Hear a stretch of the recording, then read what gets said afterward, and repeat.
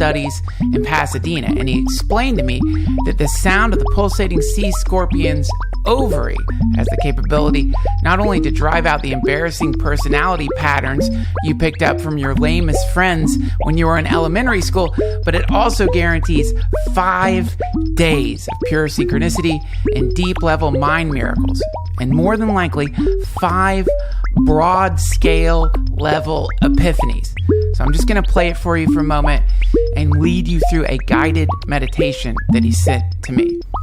Sit back and relax. If you have oil, now would be a wonderful time to rub it into your nipples and your taint. Stretch your hair and feet back and do a lower crux position if you're into yoga. If not, just relax. If you're driving, put your hands on your shoulders, close your eyes.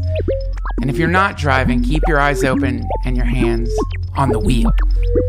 Now imagine with every out-breath, a spraying black blast of liquefied shame molecules is barfing out of your mouth and being inhaled by golden angelic beings with ruby eyes and flowing hair. Now, in your mind's eye, envision your lamest friend from elementary school. Maybe it's the bully you befriended, so he would stop hitting you. Or maybe it was just a crass weirdo who you thought was cool because she wore sunglasses and lipstick and high heels when she was 8. Think of the way you thought he was cool because he could draw vaginas on napkins and you didn't know what they looked like. Think of the way he casually recommended smoking as an alternative to exercise, and the way his breath smelled like the undergunt of a festering pig carcass in some cursed land. Now, watch as all the weird, lazy patterns and ideas you picked up from an 8-year-old but still adhere to this very day blow out of your lips in wonderful arcing sprays of curiously horrible vomit droplets. Behold as the angels breathe them in. Now, envision a sea scorpion, its obsidian carapace, its 17 eyes of emerald, and its deadly tail piercing these angels, paralyzing them with its horrific venom, and watch as it slices and dices these beings into light shards that drift away in the winds of oblivion. Know that now you are completely free. Know that now you will be guaranteed rebirth in the eternal land of flowers known as Amanita Gorlo. There you go, guys. Amanita Gorlo, the classic land. You're free, and that behavior pattern is gone. You have been liberated. We've got a great podcast for you today. Jason Louv is here. We're going to jump right into that, but first, some quick business. This episode of the DTFH is brought to you by the matrons of pleasure over at Purple. Do you have a hard time falling asleep at night or staying asleep? Do you wake up hot and sweaty in a sick puddle of your own disgusting insomniac sweat? Are you stiff and sore in the morning? Do you feel like you just got punched by a swarm of hell goblins every time you roll over? If you're not sleeping on a Purple mattress, your mattress could be the problem. If you're struggling to get a good night's sleep, you've got to try a Purple mattress. How is Purple different from other mattresses? The Purple mattress is made of a brand new material, fresh to the universe, that was developed by an actual rocket scientist. This is not old school, archaic memory foam. This material has barely existed here in this dimension. The Purple mattress material feels very unique because it's both firm and soft at the same time, so it keeps everything supported while still feeling comfortable. Plus, it's breathable, so it sleeps cool. You want to spontaneously combust at night? Get a different mattress. There's a 100-night risk-free trial. If you're not fully satisfied, you can return your mattress for a full refund. It's backed by a 10-year warranty, free shipping and returns, 0% APR financing, and free in-home setup and old mattress removal. They'll take that bag of disgusting cum blasts and anxiety sweats and bury it in a mattress graveyard. You're going to love Purple. And right now, our sweet listeners will get a free Purple pillow with the purchase of a mattress. That's in addition to the great free gifts they're offering site-wide. Just text Duncan to 474747. The only way to get this free pillow is to text Duncan to 474747. That's DUNCAN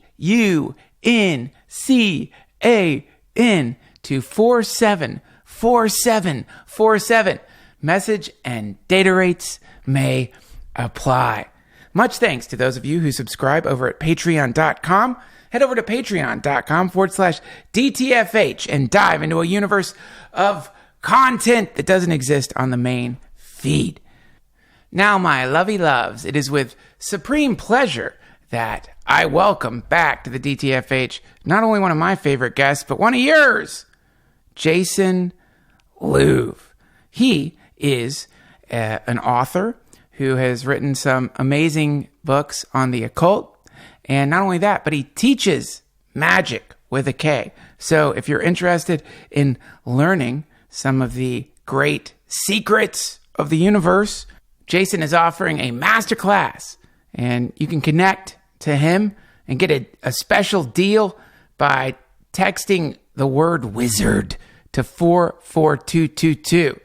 And you can also find this at his website, free.magic.me/wizard. I'm going to have all the links at duncantrussell.com. I do recommend taking one of his classes. And also, definitely check out his most recent book on John Dee or any of his amazing books and essays that are floating around out there.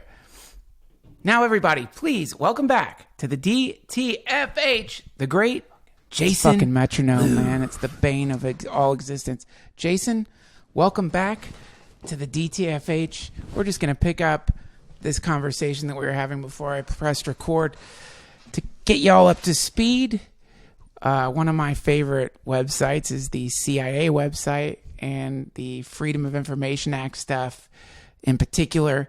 And in particular, they have just, I don't know, maybe a gigabyte. I'm not sure the exact amount of data related to remote viewing. Yes, remote viewing. What's it's called? And also the name of it was Operation Stargate. Operation Stargate. It's so funny. We've been having this very a human conversation for the last, 3 hours. And then as soon as the mics are on, it's like CIA Operation Stargate. Hold on. Let me check and make sure it's working. Hold on. Maybe just like wave at me if I start drifting or something with the mic. Operation Stargate. How's it going, Duncan? I don't mean to ramp up right away, but why waste time? Oh man. Operation Stargate. And you were talking about, so we were kind of talking about the concept of telepathy. Yeah. How does it work? Does it work? Oh, Is it real? Okay. Well, Jason group said, I minds. wish I knew how to do it. And I said, I think in a ridiculous way, I'm like, I think I do know how to do it. Well, I don't really know how to do it. Let me caveat that because I definitely know how to do it. I just don't on purpose because I don't want to know what people are thinking. It's like, rude. Well, also it's like, you really want to see all that? No. But no, it's like the psychic equivalent of like upskirt cameras. You know what I mean? Like unless you're doing it out of I think when you get into kind of like a guru, disciple, teacher, student relationship where there is a implicit trust where you are like sort of allowing yourself to enter into that model of training with someone. Yeah, but that's such a high level of human. That's such a high level of human interaction. That It's not something that people should be trying to cultivate as like something they can do. But we were talking about the concept of the third mind, which was William S. Burroughs and Brian Geisen had this concept. It's beautiful, right? It's the idea that, and they applied it to their artistic collaboration when they were working on writing and poetry and inventing the cut up process and all of that. The cut up process. Go ahead. Well, I'll ask you about it when you finish. And, of course, so obviously, Genesis Peerage was my primary magical teacher, and Burroughs and Geisen were Jen's teachers. So this is my lineage and all of that, if we want to make it, put it like that. But I think it was Geisen's idea primarily, the third mind. It's this simple. It's when you have two people collaborating, like we were just playing music, right? So for instance, two people are deep in the creative process together. A third mind emerges that seems to be independent of either person. It's kind of like the overlap with the Venn diagram, but it seems to be autonomous or like its own intelligence. Yes. That begins to become a partner in the creative process, or is just the greater of the parts. And obviously the same happens in groups, larger groups. It happens in magical groups. It's called an egregore. And it happens with large groups. It happens with whole nations, cities, social clubs. Is this the Gestalt? I think that's a pretty good way to, that's another good way to look at it. But, like Trump rallies, like what's that group mind? It's fraying now at this point. Happy, brilliant, peace-loving. Peace-loving, forward-looking. Yes. What is that group mind? Neophilic. The concept of Robert Anton Wilson's concept, neophilia versus neophobia. People who are either afraid of or love new ideas and new things. Oh, that's hilarious. Right? So we've been in a very neophobic period. Right. But this group mind. So like whenever I've thought about it, and since I have experienced it, I won't go into great detail here. Sorry, you guys, but I have experienced it. In the sense I've been around people who can do it in a way that isn't confirmation bias style, in the way like they seem to be just plucking stuff right out of your mind that you're thinking, or they're telling you something that you wrote down, without even like you saying, well, I wrote something and put it in an envelope, but literally they just start saying a thing, and it's something that you were like Google searching, writing down. Right. And that made me think, oh, I get it. There must be some kind of like imprint floating in the space between us that you are, picking up on. Maybe you're not even aware you're picking up on it. Maybe you're just sort of so in the moment that the sort of, I guess you could say, orbiting thought imprints from your day are just triggering the other person like a player piano or something. Sure. They're spitting it out, which is why sometimes when you walk by a person who is out on the streets totally fucking high as a kite, I don't know if you've noticed this, but sometimes they'll say shit to you. Oh, yeah, all the time. Yeah, that's a classic, right? Yeah, and it's here's that. I think this is actually very, very simple, right? And as I've gone, we've talked about this a bit in our private conversations. Like the more that I've spent my entire life delved into this world, and the more that I go on, the more normal it seems. And what I mean by that is, I think this is actually very, very simply explained, and people put all these complicated, freaking convoluted explanations on these things. It's just that mind is a shared space, right? It's that simple. And you think about it, it's like we're all breathing the same air. Like, why is the idea that your mind is separately yours, like that's the issue. That's the neurosis. It was developed, particularly if you look at our culture, if you look at industrialization and wide-scale alcohol abuse, and it's like maybe the delusion that you're separate and that your mind is somehow private, maybe that's the delusion, rather than this very, like, I think, straightforward idea that we're all sharing a mental space. Like we're all, it's like I tend to think of people's individualities in their minds as like, the obvious metaphor would be like, nodes on the internet, or your own personal, that's your PC, but you're uplinked to the internet, which is shared by everyone. Right. And a classic example, anyone who's creative can tell you, whether they're a writer or an artist or a musician, they'll tell you, or even if they're not, they just somebody might have an idea to do something. Oh, I had a great idea for a movie. And then 2 weeks later, you see somebody else has come out with, or a song, somebody else has come out with the same song, yeah, sure, or has written the same book. I've had so many ideas for things that I've then seen become movies. And then the question is like, then the question is, well, how do you interpret it? Do you interpret it as like, that person stole that from my mind? And then people do that, and it's like a schizoid response. Or Right. I think a healthier response is just, well, that idea was out there and some people are better at picking it up faster. And I think people who are great artists are just better at picking up on these things and develop the talent to actualize them faster. So, like we've talked about, I really want to like deflate a lot of this, right? Like in our culture, since I wrote my first book on magic in 2004. Yeah. Right. 2003, I got the book contract to do it. And I went all over the world learning magic from every culture I could. I was trained as a Nepali shaman. I went up in the mountains and learned from them. I learned yoga in the Himalayas. I learned Buddhism. I learned Sufism, like all this stuff, right? Hermetic magic, chaos magic, NLP, like you name it, I learned it. I went through it, right? And to the point where it just was all of this stuff was second nature to me by my mid-20s. And it was crazy because when I first started doing this, it was like nobody was interested in this stuff. Now that's changed. Everyone's interested in this now, which I would like to think is partly because of, what I put out there in my work. For sure.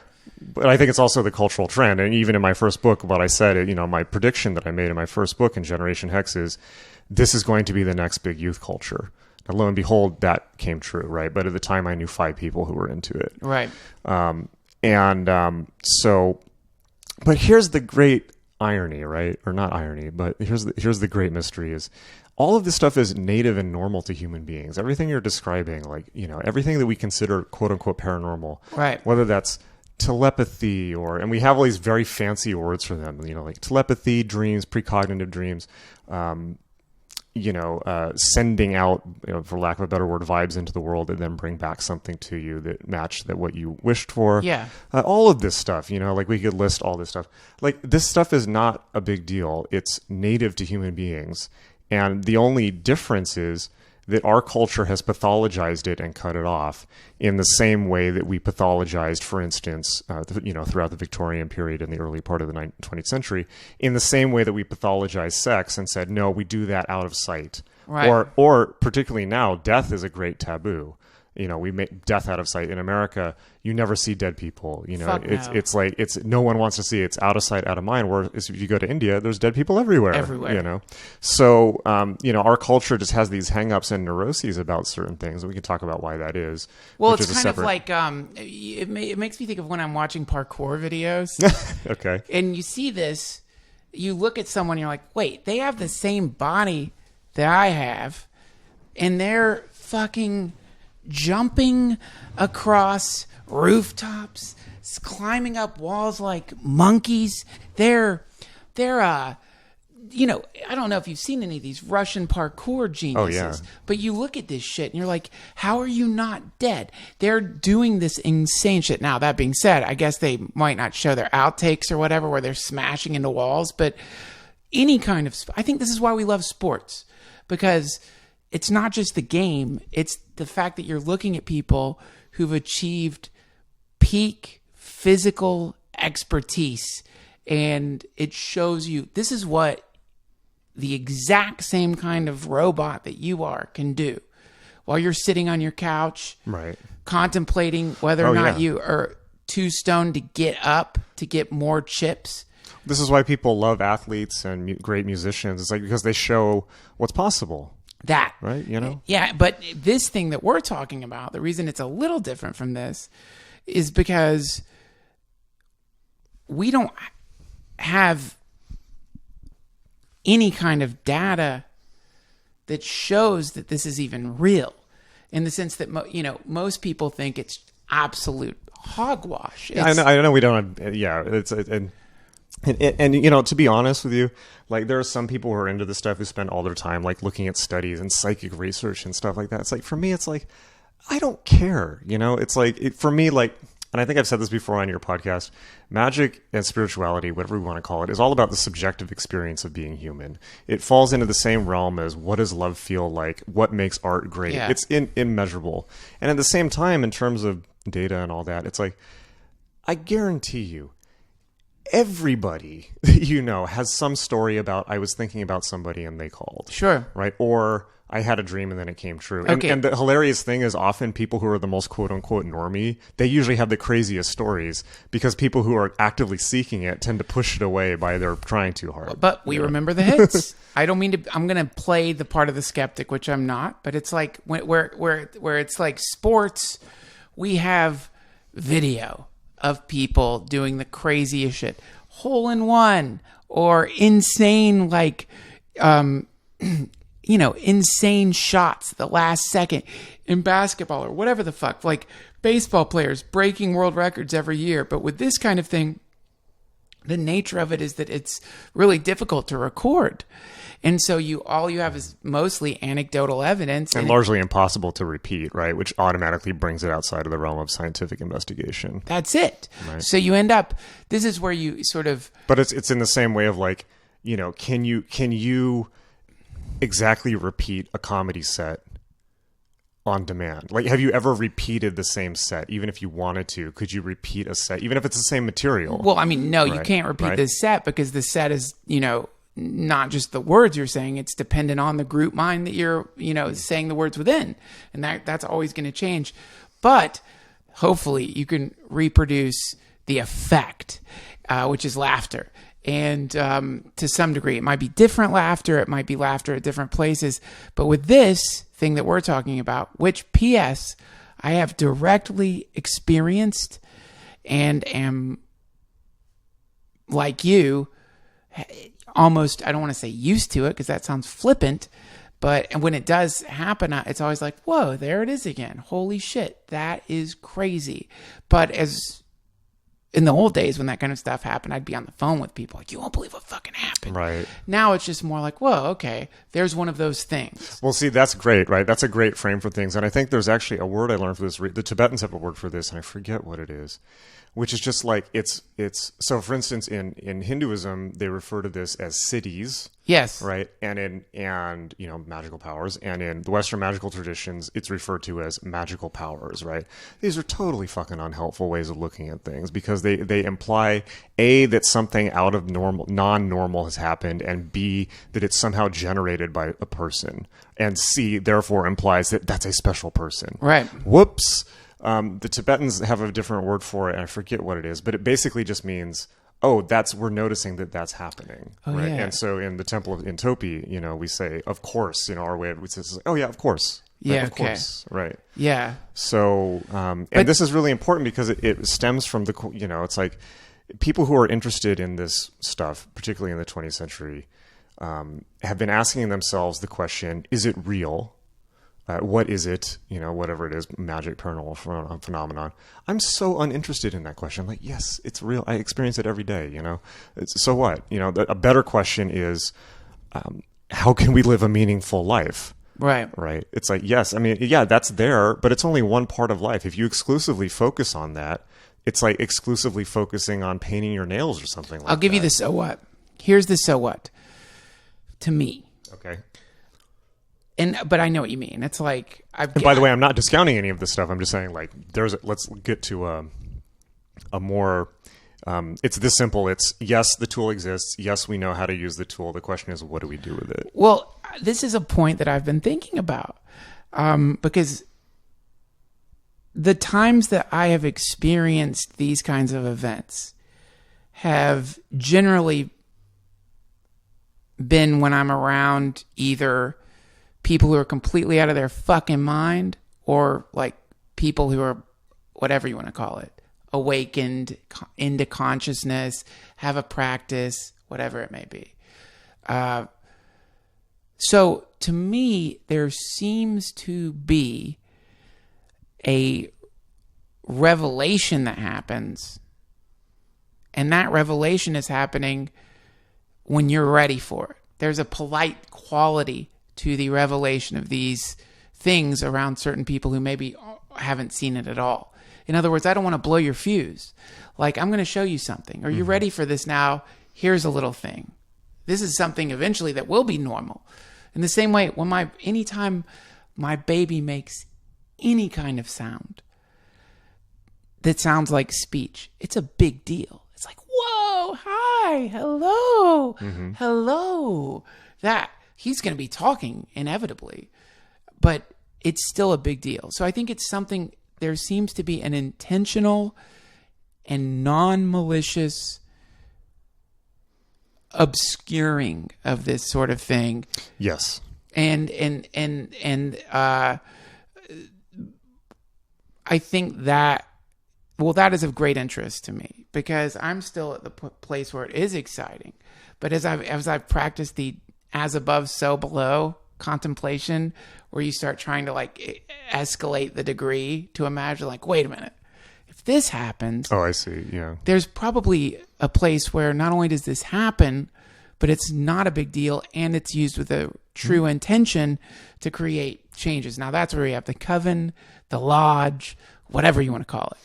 Although I would argue it's probably past that stage, because there's a certain level that, you know, I think that the coven, the lodge, the group is a kind of an early stage in magical development, because really what people are doing there is, if it's healthy, it's like, I'm experiencing this. Are you experiencing this? Yeah, I'm experiencing this. Wow. Okay. How do we make sense of this? Or they're learning a system or a tradition that's been passed on by elders in a healthy context. Right. If it's done healthily, that's been passed on, that allows them to structure it and make sense of it. And it's kind of like, they're all gathering at the DMV. It's like, I'm driving. Are you driving? Yeah, I'm driving. Like, let's learn how to drive.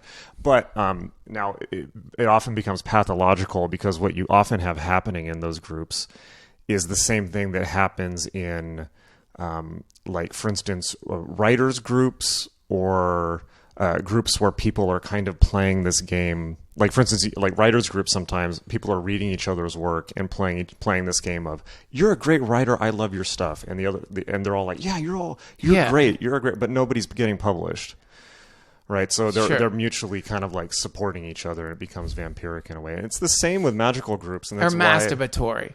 Well, yeah, so yeah, you know, and that's why I don't do that thing. And you know, it was important to me at one point in my development, but after a certain point, it's like, you know, I know how to use it. Now what? Well, the question is, what am I going to do in the world? And now I'm right back at the same place as anybody is, which is, okay, well, I now know some skills, but the question is, I'm still sitting here.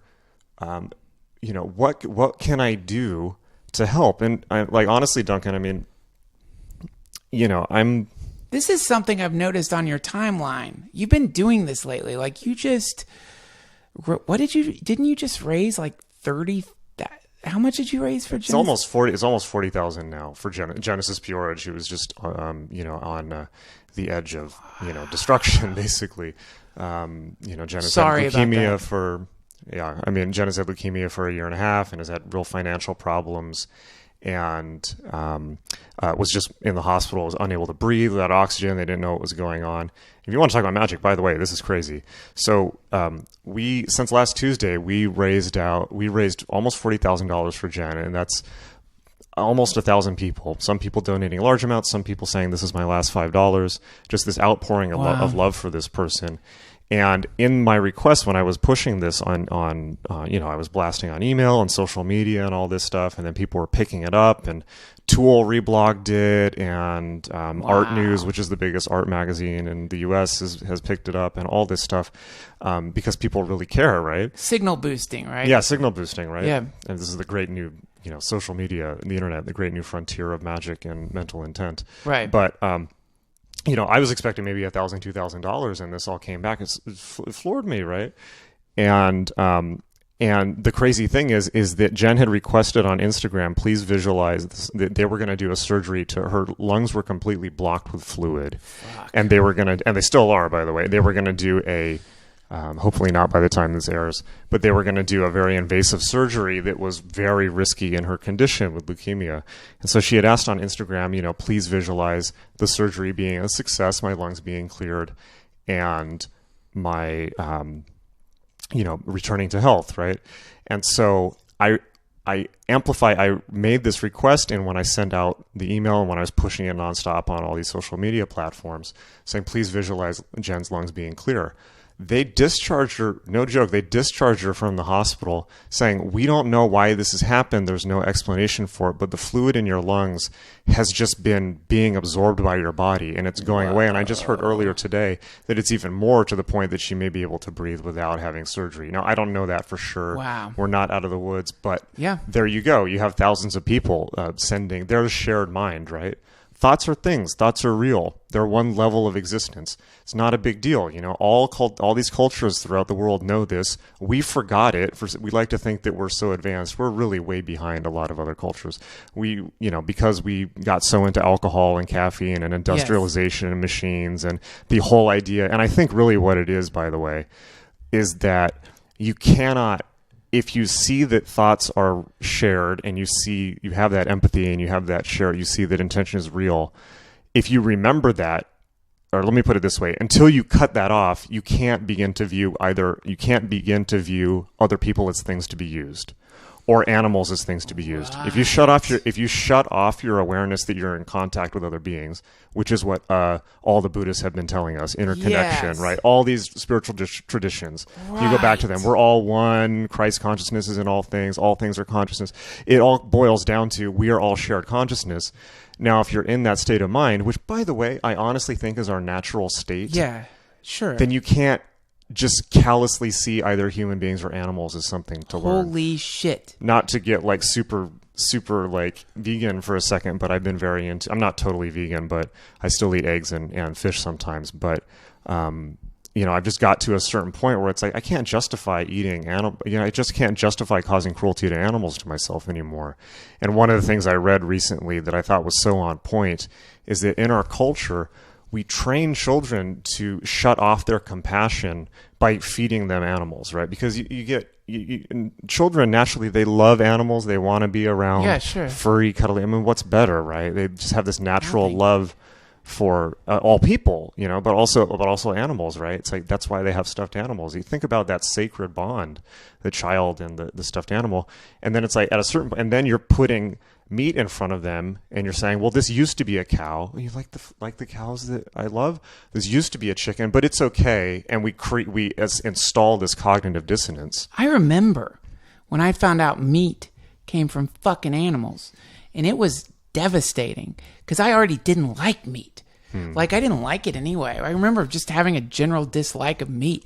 And then I don't know who blew the whistle, but they're like, P.S. that comes from fucking animals. They didn't say it like that, but I remember just feeling like, wait, what? Soylent Green is cows? What the fuck are you talking about? This stuff was already horrible. Now you're telling me it's like, it's killing animals? I didn't know Morrissey back then. I was just a kid. But I do remember feeling pretty betrayed by this meat source.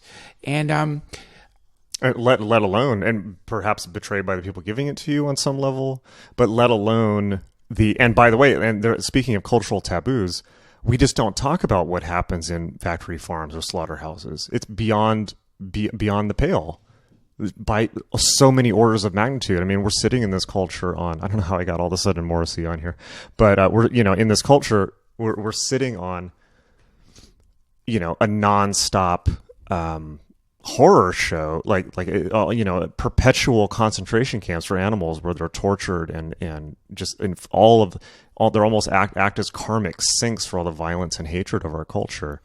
And you mentioned as above, so below. It's like, we treat animals like this in slaughterhouses, and we don't even tell kids that, right? And most adults go their whole lives without even thinking about it once. They just go to the store and it's like, oh, there's that thing. I eat it. It's good.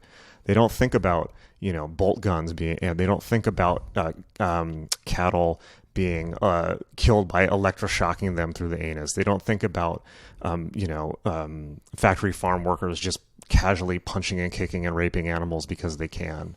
They don't think about things being fed into buzzsaws. They don't think about that because we don't tell people. The drones. Right? They don't think about the bombs. They don't think about the military. Right. They don't. So it's Do you think there might be a connection? Right. This is amazing because to me, I love this. It's so basically what you're saying is to live in the modern world and feel okay, you need to dehumanize and sentientize. I don't think that's a word, but you basically need to be in this like sort of like bubble where you are a thing of value that deserves respect and wants to be happy, but not everyone is like that. And whoever the people who aren't like that are, those are the people that you can, not worry about. The animals, well, they don't feel this. They don't really feel like we do. Well, they don't love like we do. It's mostly just brain chemicals for an animal. Have you ever spent time around particularly higher mammals for extended periods of time? And it's very, very hard to spend time even around cows and say that there's nothing going on. There's no emotions. There's no feeling. Right. Well, or any of these animals, right? Any of them. And not just, but I mean, fuck. It's like, I think some people listening to this are vegetarians and vegans. Some people are like carnivores. But before... I do want to make clear, too, is that I'm not necessarily on a vegan high horse, and I don't necessarily have anything against eating animals.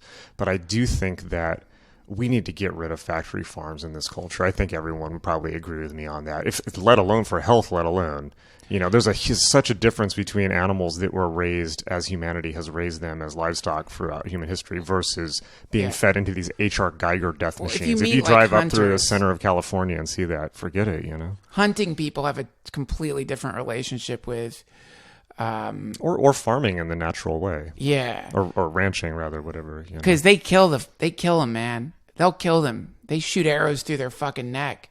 They do it. And the real question to ask yourself, I think, if you eat meat, which I do, and I fail this test every time, is could you go into the factory and shoot the prod in the anus of the thing you're eating? Could you cut its throat? In a normal setting, could you hold a gun and shoot it in its head? Could you do that? Would you feel okay doing that? And if the answer is no, I would just rather not do that. I'd rather then probably, maybe you shouldn't be doing it. Damn it. Yeah, totally. But I don't want to. Again, my feeling with eating meat is I'm addicted to it, and I would love to get out of the pattern.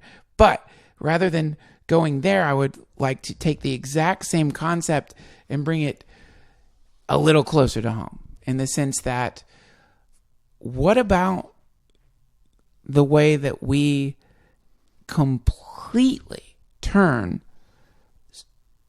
this massive swath of people into a thing called strangers, right? Right. That's what I'm talking. You're in traffic and suddenly you're at war, basically. There's this group of fucking people who you don't know, and the ones who cut you off are assholes. The one you cut off, you don't think about.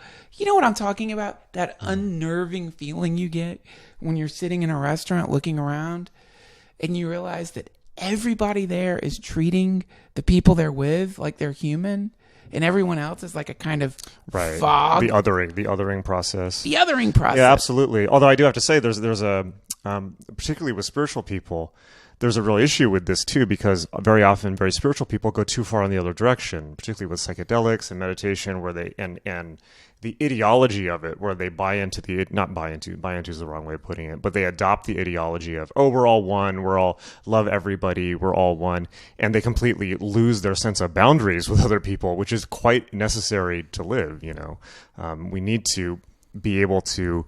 A healthy boundary, having healthy boundaries means being able to drop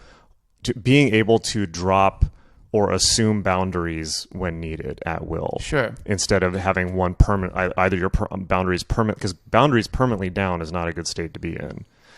Right. Like totally living in the state of, I'm the same as everyone. Well, what would that look like? Well, name the acid casualty of your choice, right? Jesus? Well, not necessarily, right? Because even Jesus comes and says, Jesus makes very clear distinctions. I come with a sword. I come with a sword, right? Now, what does that mean? Kabbalistically, the sword, Geburah, right? The Geburah, the fifth sphere of the tree of life, means, is the ability to make separations. It's related to, the walls in your house are related to Geburah because they separate the inside from the outside. Okay. Your skin is Geburah because it separates your body from the outside. If you didn't have skin, you wouldn't make it very far. So boundaries and separations are very, and enforceable if need be, are very, very important. And one of the real issues with our current spiritual culture is that people just try to rush to the goal and they don't learn healthy boundaries, which is a whole other tangent. But this is, I agree with you. And I think that worrying, at least for me, worrying that at some point my ego identity is going to melt away to a place where I have to actually worry about merging in with everyone or having no boundaries, or is very similar to the time I was working out regularly and started thinking, like, I hope I don't get too ripped. Not in danger, right, man. Not in danger of that. But I know what you mean. Some people, they end up like prematurely jumping there, or they pretend that they're there and they're not. All kinds of like stupid traps you can get into. And they may be well-meaning, right? Well-meaning. So yeah, sort of well-meaning, but sometimes there's like an agenda behind it where they're like, you know what I mean? I'm more. But I also want to point out, like, our culture, one of the reasons why I teach is that our culture, magic, mysticism, spirituality, there's rules, okay? In the sense that there's a process. You go step A, B, C, D, you're going to get the result. And there's definitely a structure and a process to people's spiritual development. It looks different from person to person, but there's tried and tested methods to take to do it properly. Our culture has this really endemic problem where, if we want to call it this, the Instagramization of everything, where if you look at things like people posting these people, when they think spirituality, our culture has shut it off for so long outside. And we don't even remember Christianity. I was thinking about this today. It's like, how many people would remember, just if you ask the average Gen Z person or millennial, it's like, how many people remember the story, know the story of King David? How many people know the Song of Solomon? How many people know the Galatians, and nobody, right? It's like, so we've lost even our own. You mean people outside of Christianity who don't go to church regularly? Well, outside of diehard Christians, yeah, right? But in terms of that, our culture has lost all religion, all spirituality. Even the one that used to be the dominant one, right, has just become, that's just like another thing that some people do. And so we don't have any structure or language for these things. And so now when people approach spirituality, what they do is they just repeat sound bites that have been echoed, somebody sure. long ago, somebody became enlightened and gave a great insight into the constant flux and changing nature of the universe. And then that became, and said, this is what reality is. And then, but actually, that was not even false. That was false from the get-go, because they had to express it into language, which immediately makes it false. Because now it's been the revelation has been forced into the very limited code of English, which has its own, not English, but whatever language, which has its own presuppositions and structures. So just to speak, you lie, right? And then that gets echoed and echoed and echoed by spiritual teacher, quote unquote teacher, until it filters out into the culture as "be here now," and I don't want to mention that that's a bad example, but because that's a bad example because that actually, but excuse me, I back up, because that actually comes from an adept, right? That one actually comes from an adept, so that one doesn't count.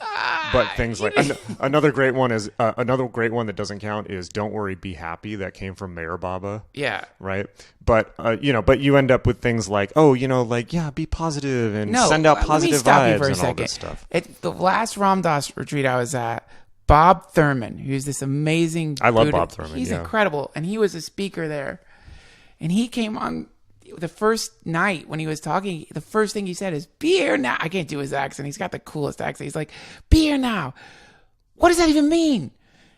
That doesn't mean anything. He was like, he broke it in half in front of everyone and it was so great, because he was saying, practice, practice. Everyone's always practicing.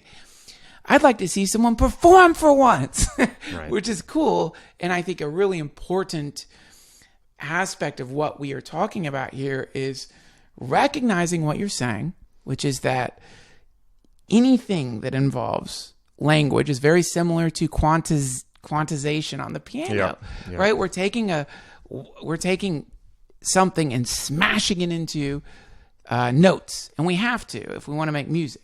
And so we don't have to. You can make noise music or whatever, but it helps. And it also helps if you want to play music with other people to know what scale you're playing in. And so similarly, I think when people make contact with what's called the Buddha mind, or whatever you want to say, then they just start talking.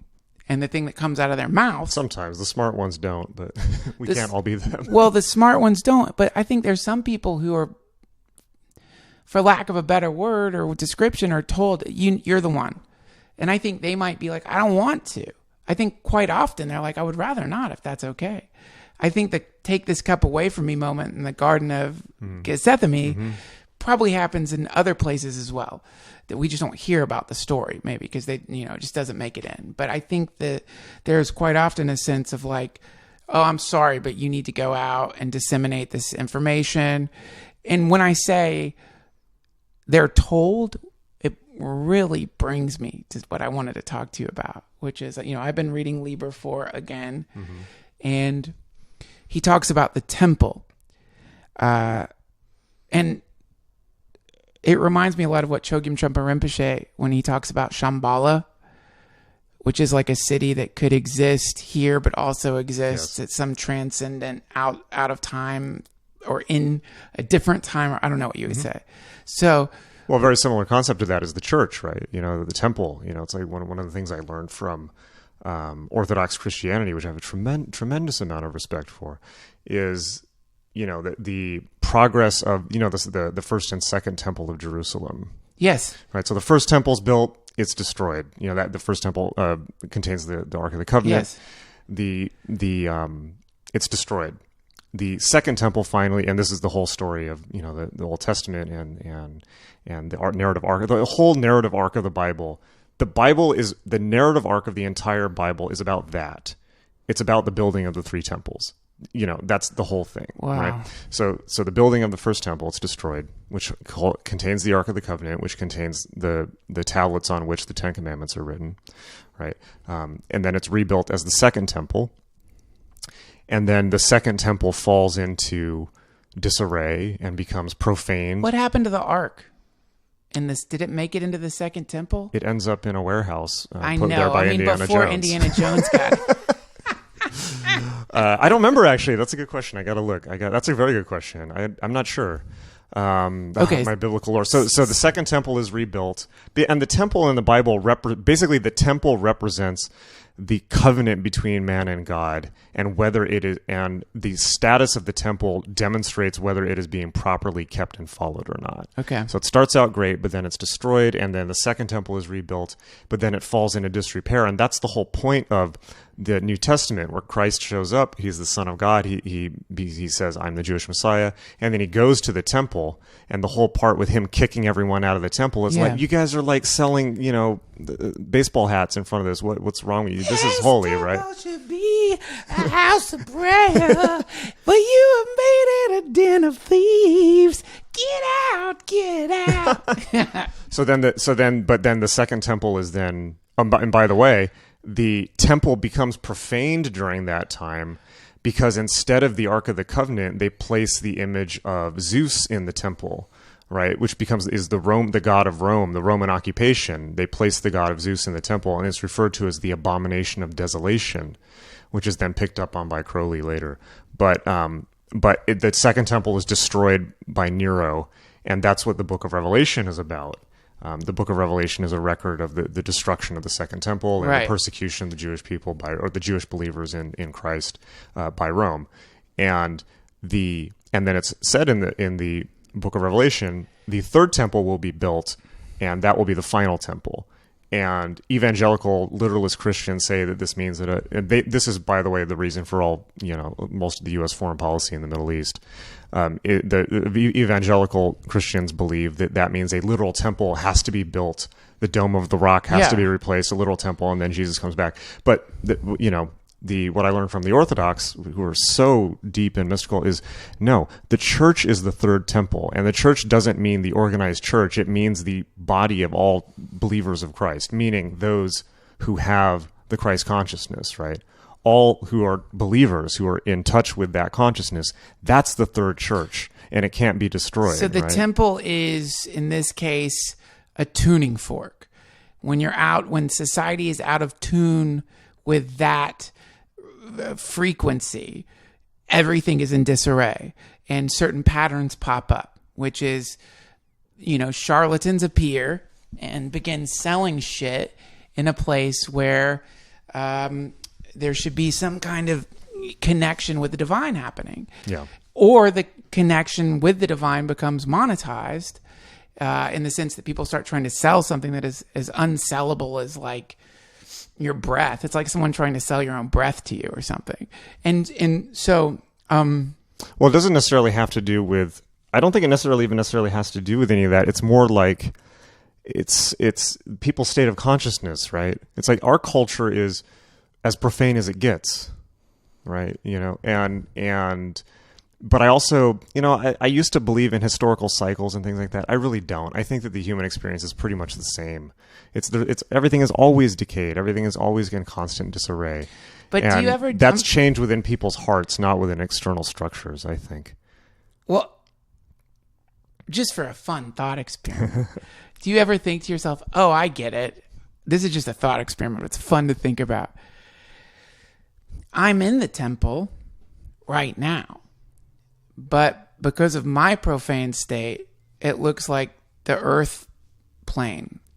But the reality is that I'm so fallen that I can't see where I'm at even. I'm blind as a fucking bat. So I'm existing in this sort of frequency where I look around and I see whatever my particular biases are. You know, what did you call it earlier? Metaprograms. Yeah. So I'm seeing all my metaprograms, and the metaprograms. Samskaras in Samskaras. A slightly different concept. But yeah, and these are so essentially like this is just fun to think about. This is the temple. We're in it right now, but we're in a room of the temple where basically the crazy people go to. We're wrapped up. We're being taken care of. We're being watched over because people in the temple want us to be better. But because they know if they are to reveal the temple to us as it is, we're just going to either freak out even more or start like knocking shit over.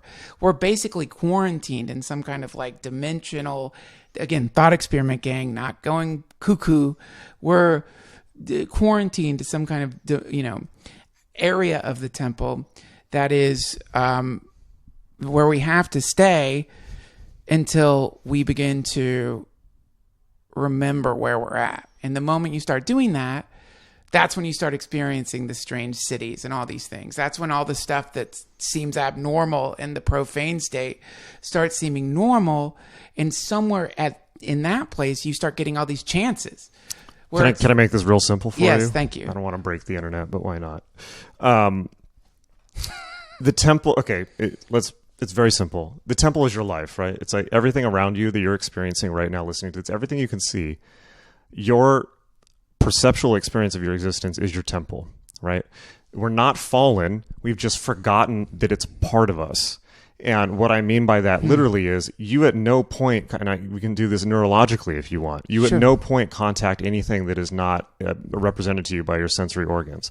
All that you think reality is stuff that your eyes and your ears and your skin and all, and your nose and your tongue is processing from external input, which you do have no contact with at any time. You can't take the glasses off, right? Right. You're just getting, and your brain is representing it to you as something that allows you to survive.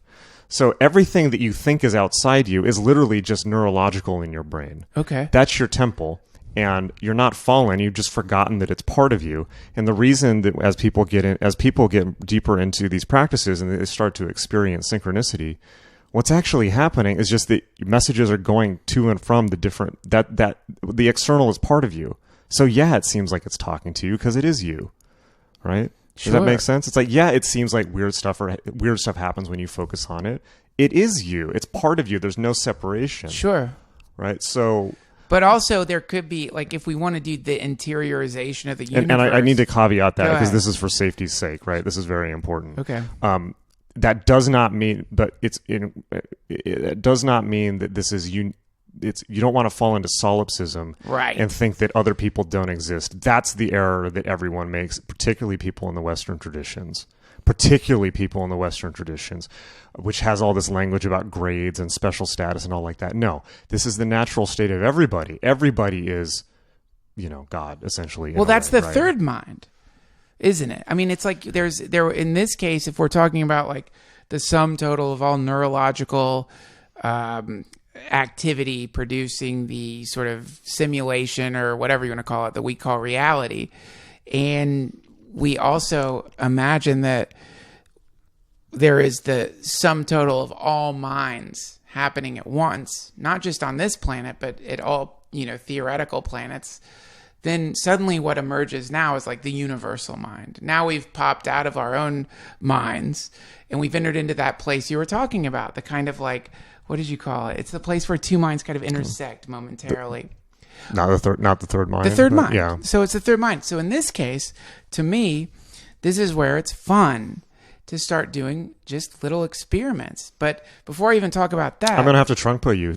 Trump me down. I'm going to have to trunk put you. You're talking about external agencies and assuming external structures, external agencies, that there is a system, that there's a universal mind. Yes. So what? Like literally. Okay, so let's say all this stuff is real, right? Yeah. Let's say that all the cities are real. They are. And all of that. So what? Well, listen, let me tell you. Okay, let's bring it down to earth. We're driving by one of those fucking trampoline warehouses. Okay. It's filled with trampolines. You go in there and you can jump on trampolines for 4 hours and dive onto trampolines. So what? Right. It's just a trampoline warehouse. It's just a place filled with stretched out material that allows you to propel your body into space at velocities that you've never done before, with like people freaking out, having a great day. So what? It's a blast. That's so what? And listen, let me just add one thing, and I don't mean to like put the fucking bullseye on you, but I do want to point out one thing I have, as I've contemplated more and more and more, this idea of as above, so below, and really, really thought it out.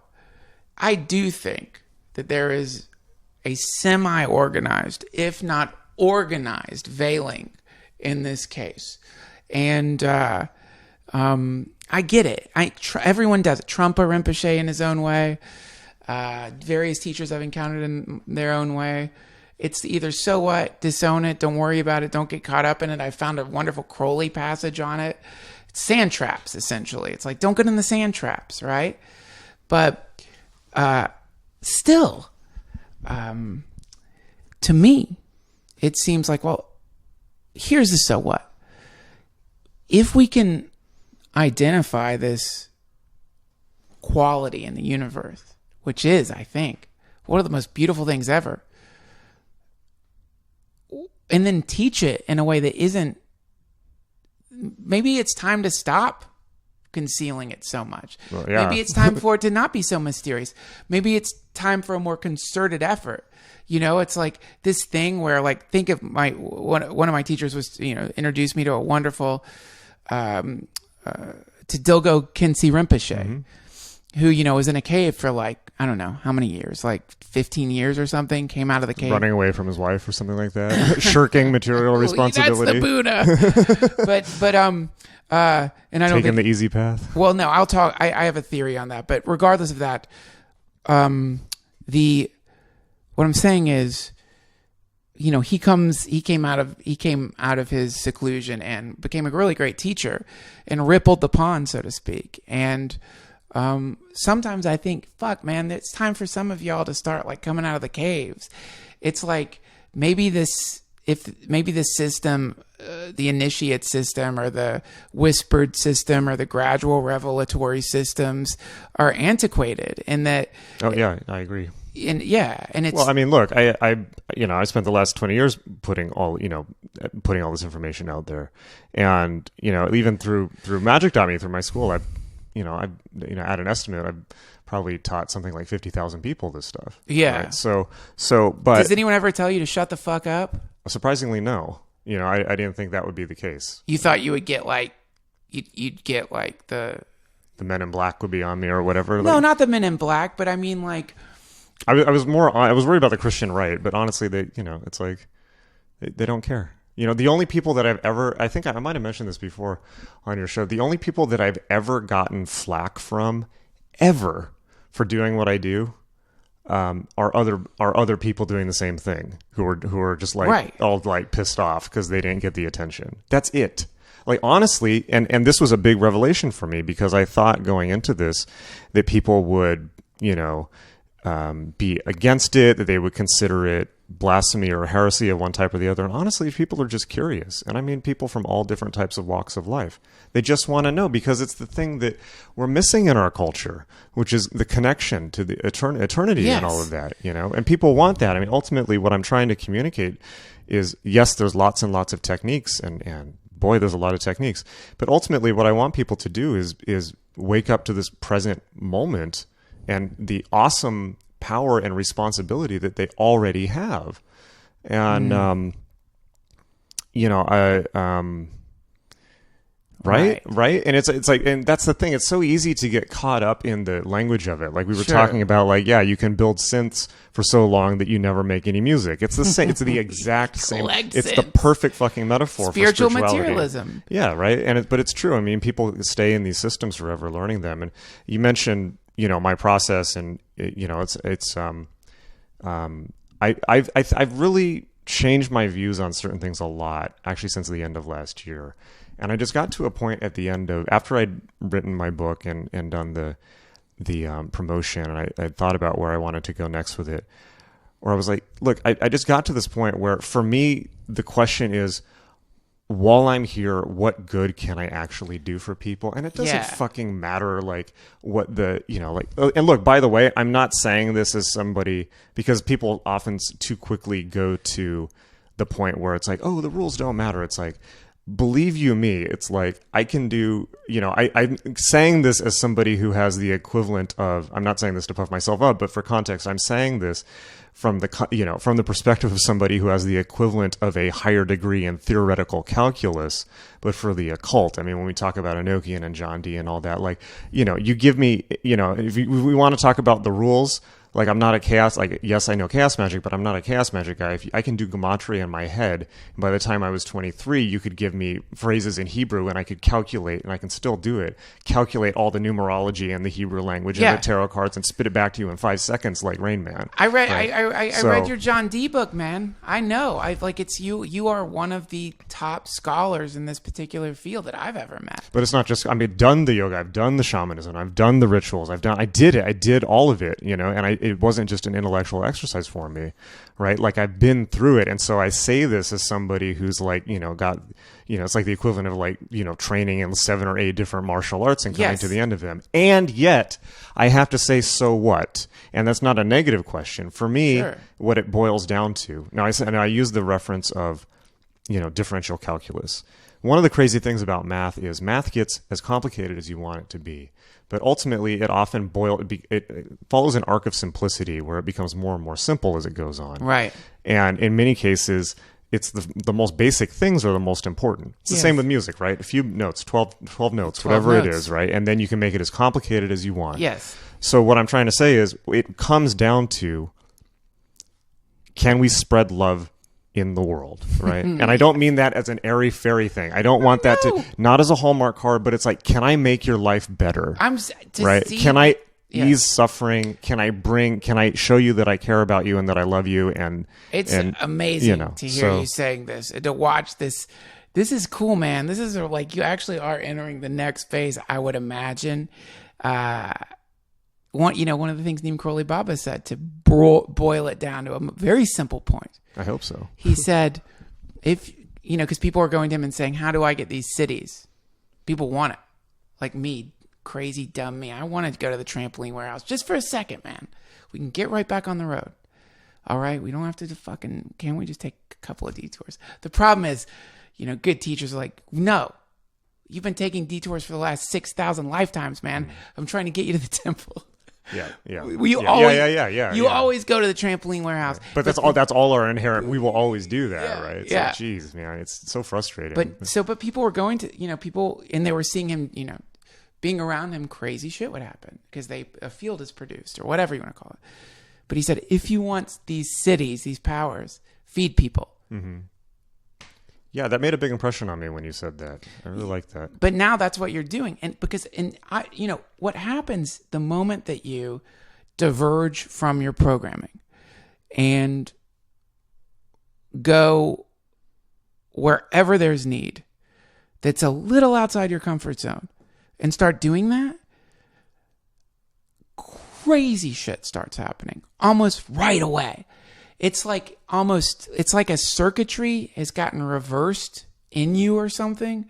You're like a machine that's been running on the wrong kind of fuel, maybe. You've been putting out shit exhaust, and all of a sudden you start putting out miracle exhaust. That is real. And that's so simple. It's just so frustratingly simple, because it's like, well, you obviously can do that. You don't need to go to a Shaolin temple and wait at the gates.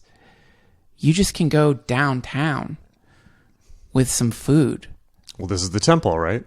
All of our waking and sleeping experience is the temple. Like, the temple is whatever you make the temple, right? Your life is the temple. Right. You know, your whole experience is like your life. Like, when you die, you're going to look back and say, what did I do in my temple? The temple was your life, right? You know, as like, above, what so below.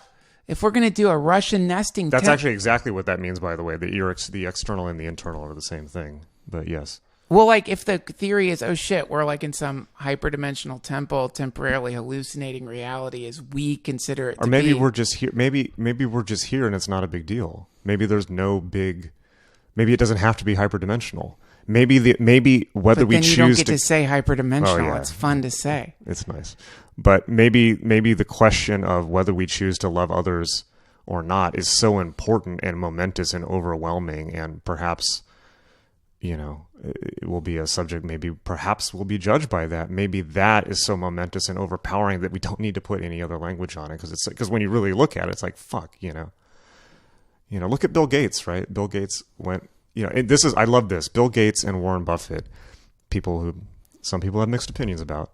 You know, Bill Gates is a great example. He made a fuck You mean ton like of money. which one you want to fuck, kill, or marry? Yeah, exactly. And then what's the third? Is I don't know, Jimmy Buffett? Jeff Bezos. But Jimmy Buffett. Yeah. I'm looking for a Jimmy Buffett joke, but my mind's not finding it. There's a Margaritaville joke in there somewhere.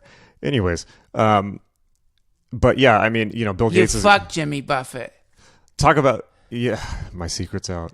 So, cities, right? Let's talk about Bill Gates as a metaphor for cities. Like, Bill Gates, it's like, what better city is there than being a billionaire, right? Sure. And he's just like, and then he decided to give all the money away, right? And Bill, a couple of weeks ago, maybe a month ago at this point, Bill Gates and Warren Buffett released what they believe to be their greatest metric for success. They thought about this and consulted with experts, whatever they did, and they tried to come up with, like, you know, business people love metrics. It's a great, you know, thing that business people do.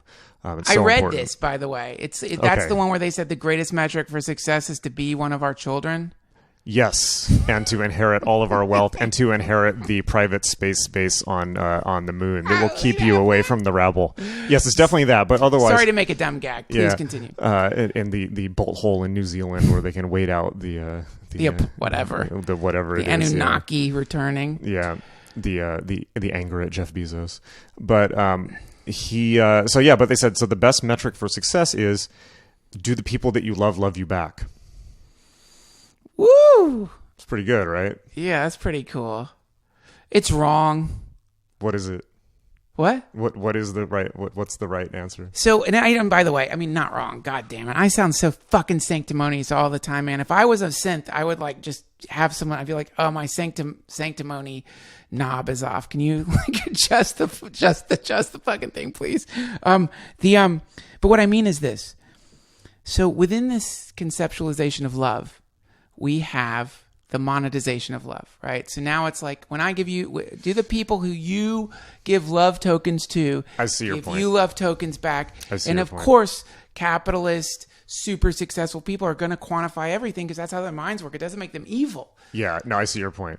It's a good point. But the broader point is, if you're giving with the expectation of giving something back, if you're giving love with the expectation that you're going to be loved back, I hate to break it to you, that's not real love. That's not real love, and right. I want to. That's making a deal. That's or whatever. just that's the art of the deal. That's just another kind of Bitcoin, baby. That's some fucking weird ass love cryptocurrency.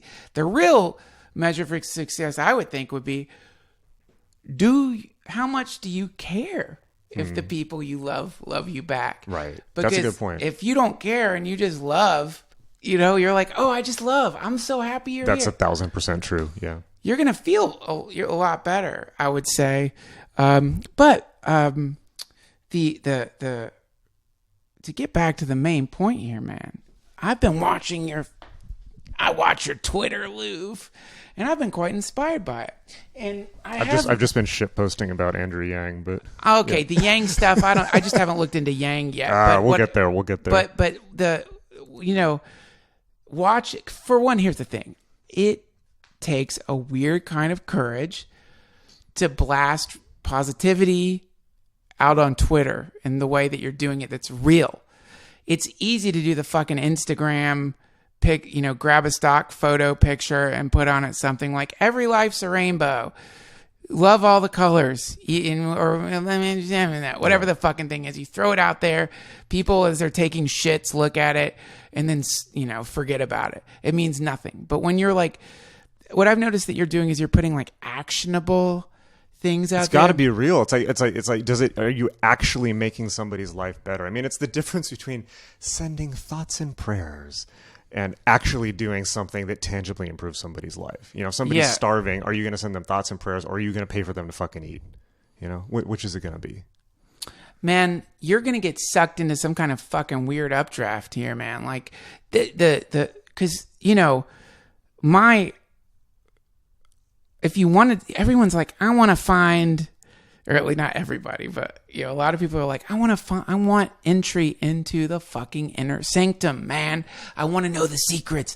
Let me in. Come on, I'm ready. It's a trope. It's in Doctor Strange or whatever, right? It's like hilarious. Right. That's a trope, and it's a real thing. It's like that's a very important game that's played in these lineages. Come on. What do you want from me? What do you want from me? And it's always like, just fucking just shut up and wash the windows, man. Right. You're not ever going to be ready for this. You're never. That's like, like when I first met Jen, the first thing I said to Jen was, tell me about magic, because that was the first thing she said to Burroughs and Geisen. I spent the next 7 years doing Jen's dishes and cleaning her basement. That's it. I'm not kidding. and this is, but I don't want to get, this has been my experience, but if you go downtown or wherever there is need in your life, personally, or even a few notches outside of that, you're going to run into other people who have gotten this impulse to go and help. And that's where you start meeting some really interesting beings. And a lot of them, they don't care to be known. And it's not like they don't care to be known in the sense that they're like, I don't know, like hiding because of their great talent or whatever like that. It's literally, they don't really have much of an identity. They're just helping. They don't really care. Oh, you're this thing, cool, whatever. They don't care.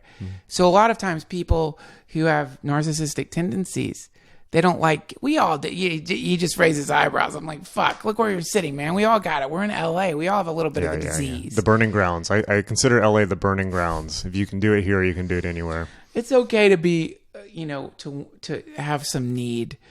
But I'm talking about like one thing that really burns a narcissist or semi-narcissist or self-involved person's tits. I don't know if even that's a saying, but is when you get around people who don't really care how fancy you are. Yeah. They're not in the sense where they're like, whatever, you're on this thing. I don't know. But literally they're like not seeing it. Like you're that thing that the tail feather you've been throwing up, or the spin you've been putting on your ball or whatever. They're like, whatever. It's not that I don't like it. It's like, I just don't care. I'm too busy helping people. Yeah. And they don't say it like I just said it. You don't say it. They're just like, okay. Well, I've been thinking about this a lot. So I was thinking about this recently, and I think I want to update this if I can, or at least offer a different spin on it. So in terms of, you said you're watching my Twitter timeline. So I just did this fundraiser for Jen. Before I did that, I did a fundraiser. I raised a bunch of funds, and then I matched the funds to send to a group that I think is profoundly great and people should look at, which is called Nepal Youth Foundation, which is run by a woman who used to be a state senator in California and then retired and said, well, I could go play bridge in Sonoma County, or I could go to Nepal, and she's now saved on countless thousands of children. She basically single-handedly ended there was more or less a slavery system for young girls in place in Nepal that she pretty much ended single-handedly. Yeah. It's very, very common in human trafficking, right? We're going to sit here and talk about magic powers in a world where human trafficking exists. Well, how about you go fight that dragon if you're such a big wizard? You know what I mean? Let's see your magic powers. Right. So, but yeah, I mean, this is very, it's common. It's common in all over the world. It happens in the U.S. There's human trafficking everywhere. So, anyways, I raised a bunch of funds for her from Facebook and then matched them. And then we were able to, I don't know how they're going to spend it, but they will probably, I believe it is close to saving 7 children's lives from malnutrition, right? So here's the traditional thinking about charity, and I was thinking about this. Now, all the programming around charity is that you shouldn't talk about it, right? If you talk about, because then it becomes an ego game. It becomes an excuse to say, "Oh, look at me!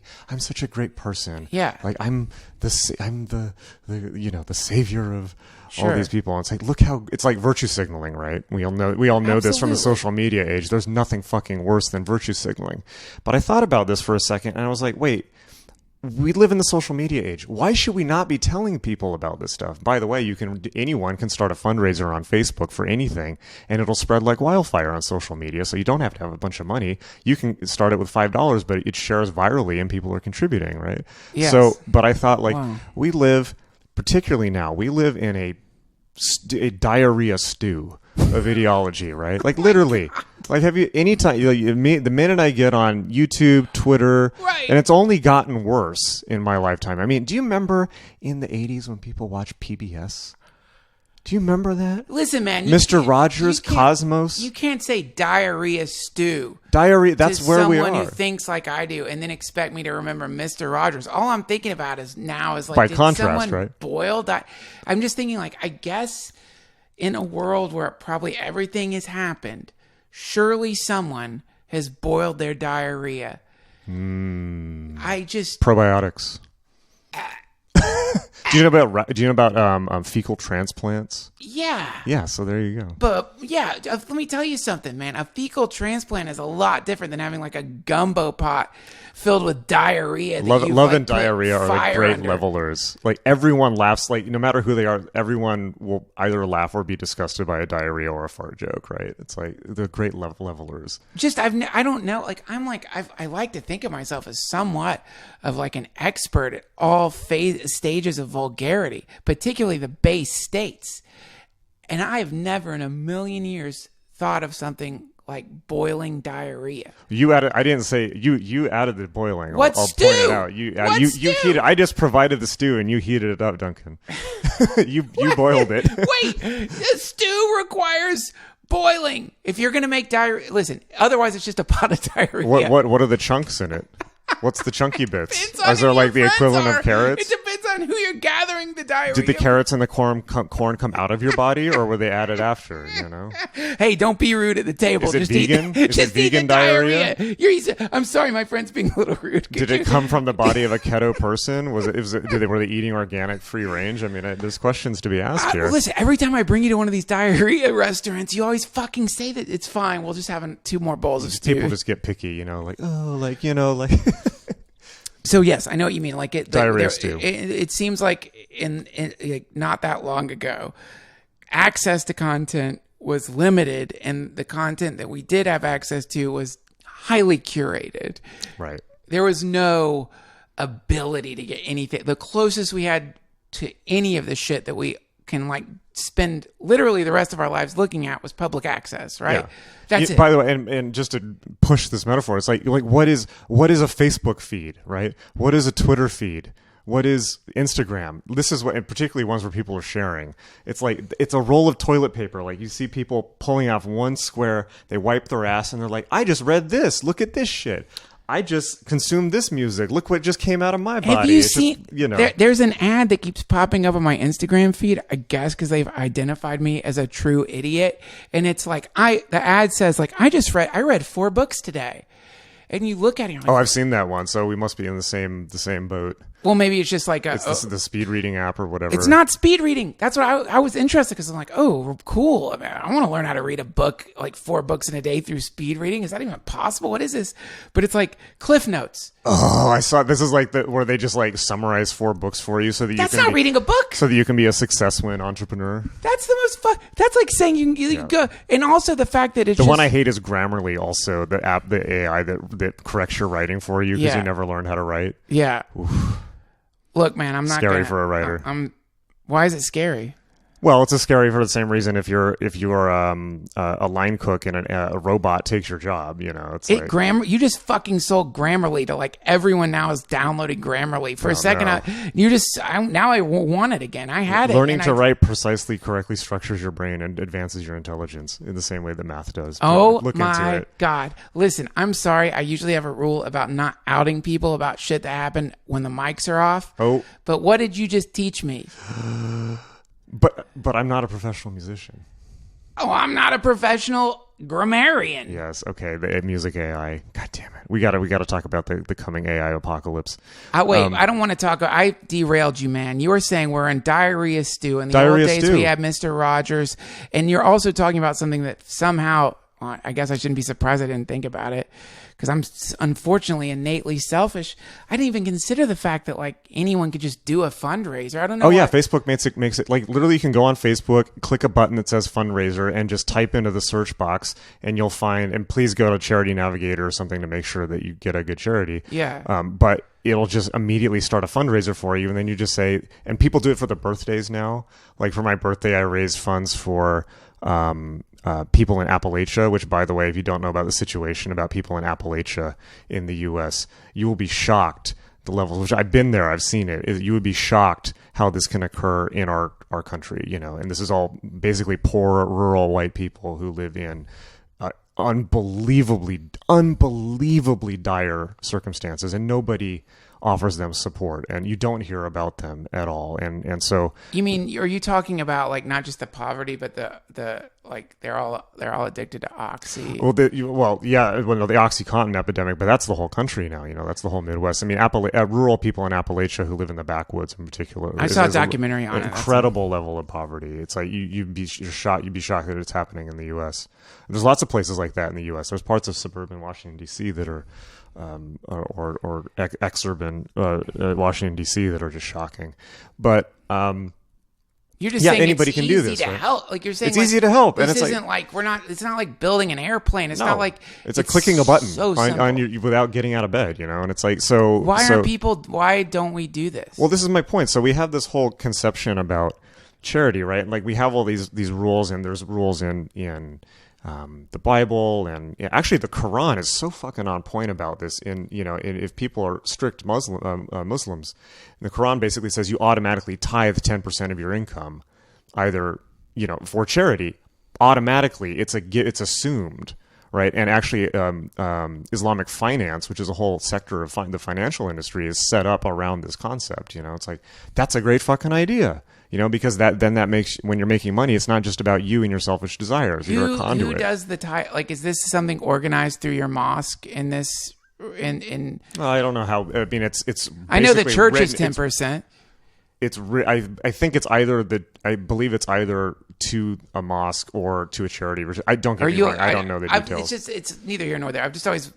It's basically mandated in the Quran, but I think different groups do it differently. I just mean, what I'm saying is like the tithing thing has always seemed boring to me in the sense that you give the church your income and then they distribute it.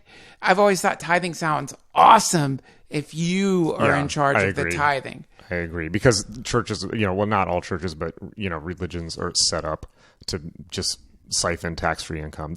We don't need to talk about that. But well, I mean, tithing technically is tax-free income, right? Like if you donate 10% of your income, you're not paying. That's a tax write-off or something. I think isn't it? Yeah. Well, I'm not here to do financial. I'm not a financial advisor. Right. Please check with your local financial advisor. But yeah, it's not just about the tax benefit, because the tax benefits cancel out really quick. I'm being the worst. I just took your beautiful. Here's what I wanted to express. So sorry. How did I get this to fucking tax write-offs for charity? I'm a demon. Sorry. Don't worry. I've triangled you. So What does that mean? Don't worry about it, Duncan. Get me out of the Don't Sorcerer. worry.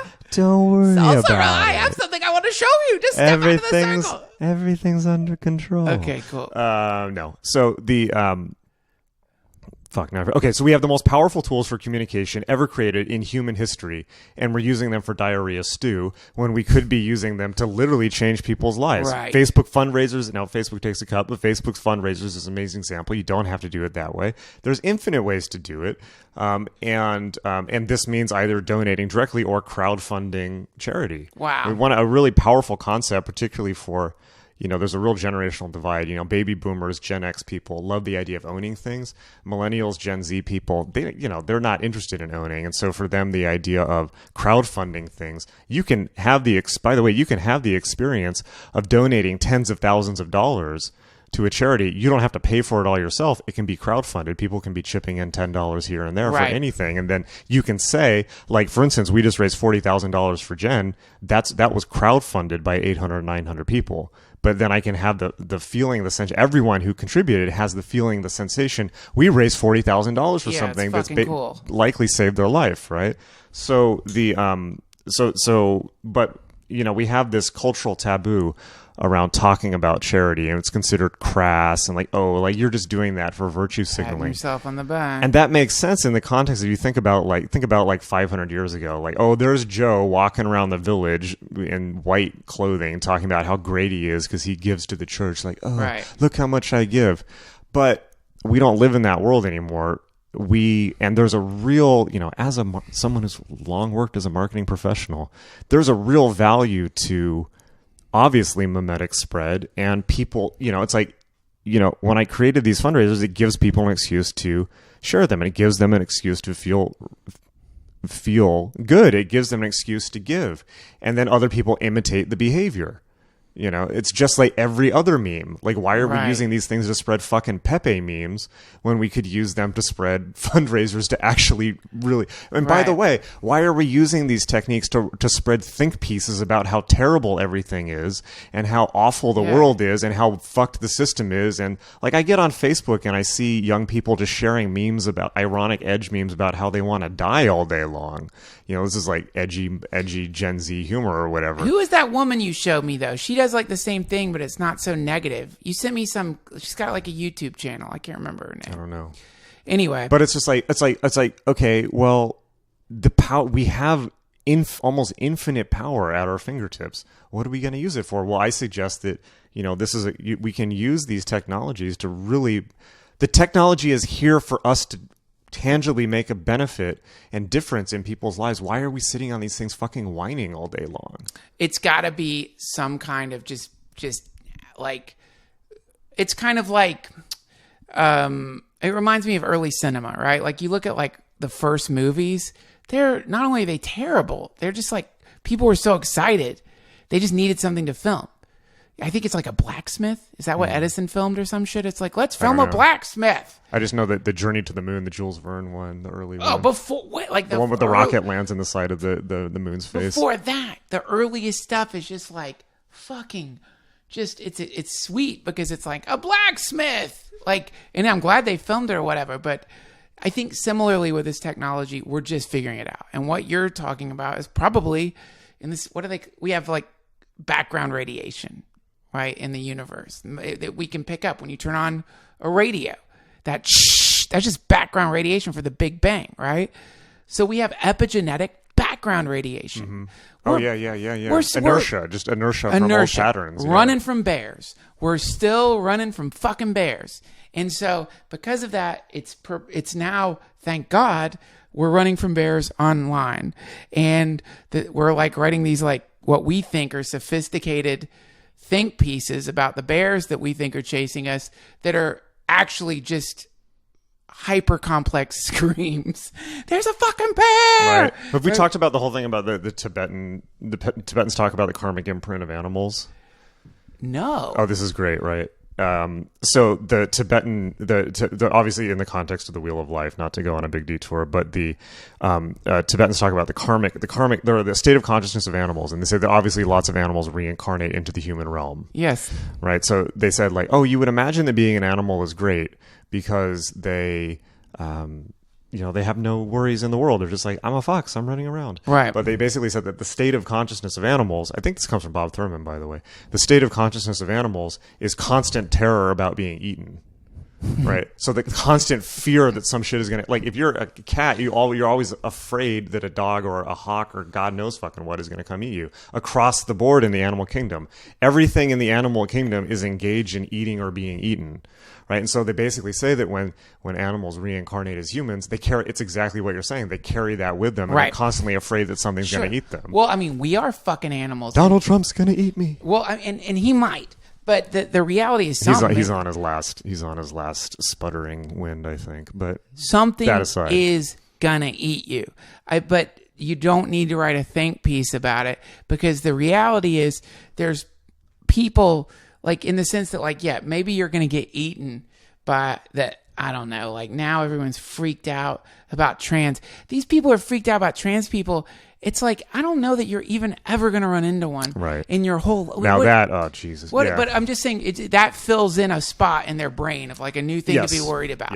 Yeah. People who get... I'm not going to get into... I don't want to get into, like, political whatever. I'm just saying, like, a black marble, or you choose the color of the marble representing doom, rolls out of some machine in your brain, and you spray paint on it whatever the particular fear flavor of the day is, depending on your political leanings. You know what because it's like you're going to the TV or to Twitter. Yeah, it's your meta program. The fear is in you. You're just looking for something to fill the... And Twitter and social media, if you're looking for something to be afraid of, if you want to go fishing for something to be worried about this week, go no further than... I mean, fucking Hannity literally has the villain of the day. So it's like... And he's the only person in the media that does something like that. All of them. But if you're not creative enough to invent something to be terrified of, don't worry. Yeah, like the scapegoat. The scapegoat of the week, the mob teardown of the week. That's it. Right. And but what you're talking about is just like... And here's the thing. Clearly, at first, we're going to use the technology in the way that we're going to use the technology in a way that reflects the reality, not just of our lives, but of the sum total experience of the human species. And let's face it, man, we've gone through some rough spots. It's like, I think this is where it's like maybe some compassion. Like, if you look at our species as a person, like an immortal DNA thread, and you look back at what we just went through, fucking World War II. World War II. I think about that a lot. Jesus, can you imagine what that must have been like? Can you imagine how fucking hard people had to be to deal with that? Like, our grandparents waded through fucking knee deep in blood in Europe to be able to build this for us. That's right. To make sure that I can't. The mind boggles. I don't think that anybody who wasn't alive, didn't live through that, can even conceptualize what that must have been like. I think as a species, we're still shell-shocked from it. And I completely agree. We're like stammering and stuttering after this crazy thing happened, because it's not just that happened. Agree. It's because it happened, it can happen again. So we're like kind of we're all in the aftershocks of World War II. And then personally, people are experiencing their own like aftershocks from personal trauma and abuse that is sometimes directly related to war. Mm-hmm. And this is PTSD and epigenetic trauma. So, what the reality is that, of course, people are scream tweeting. And I do, just as a very brief aside, not to just to add to what you're saying, that's one thing. Even though our current kind of like neo-fascist movement, even though our current neo-fascist moment and these neo-fascist movements that are popping up around the world, that many throughout Europe and in the US, fucked. Even though it's fucked and it's horrifying, it's when you consider it in context of what actually happened. Now, who knows what could happen? But when you consider it in context, that it is ultimately still an aftershock from World War II. And when you look at social media warfare and things like this, I made this point where it's like, if we were our parents' generation, let alone our grandparents' generation, we would have been fighting these battles with our hands and with guns.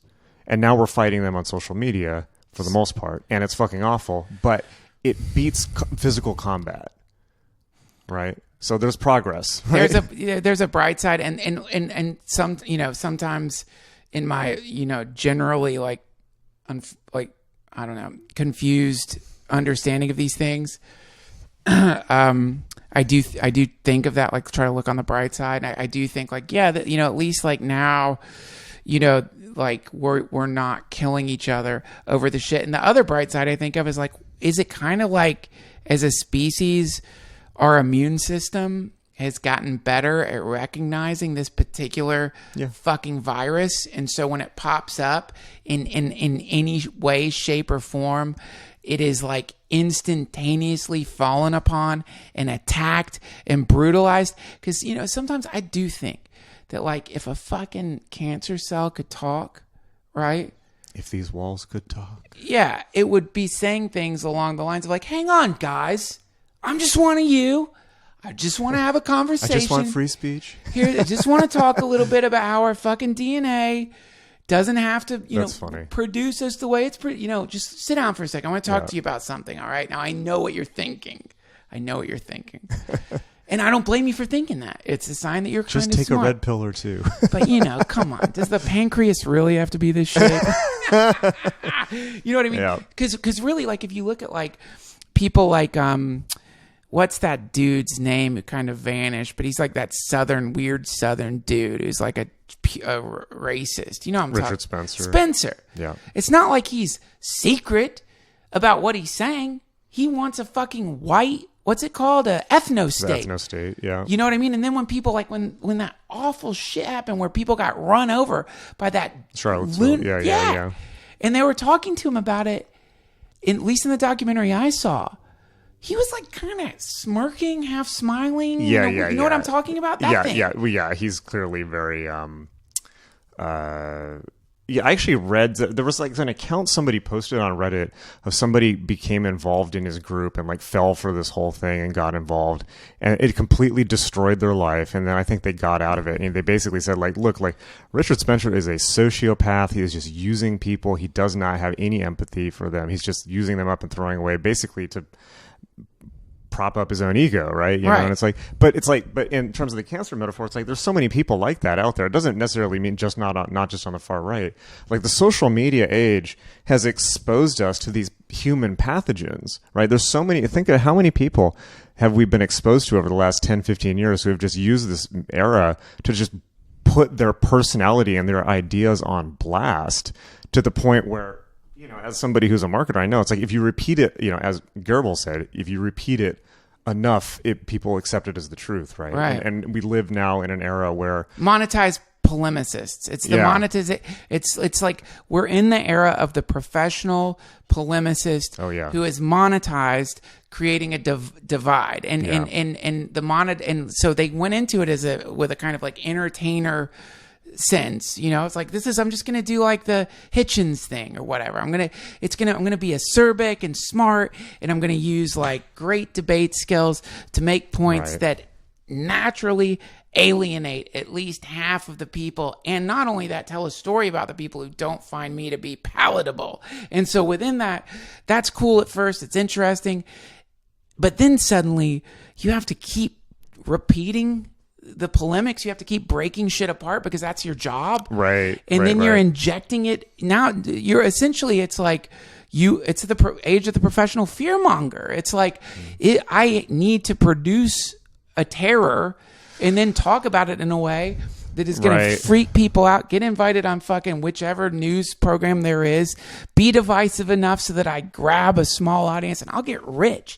That's the idea, man. Well, that's always been the game, right? I mean, it's in the media. It's always been the media game, but now everyone is their own Fox News, right? The scary thing, particularly when you talk about people who are putting out messages that are alienating people, and we saw this happen to the conspiracy community, eventually the people that just get locked out end up all gravitating towards each other. And what we've seen now is this whole thing is, you know, it's gone from individual cancer cells to metastasizing, where all these people who were kind of in all these fringe groups, like there were some people from the conspiracy world, there were some people who were like way out on the fringes of the esoteric world, there were people who were like kind of on the right, but not that much.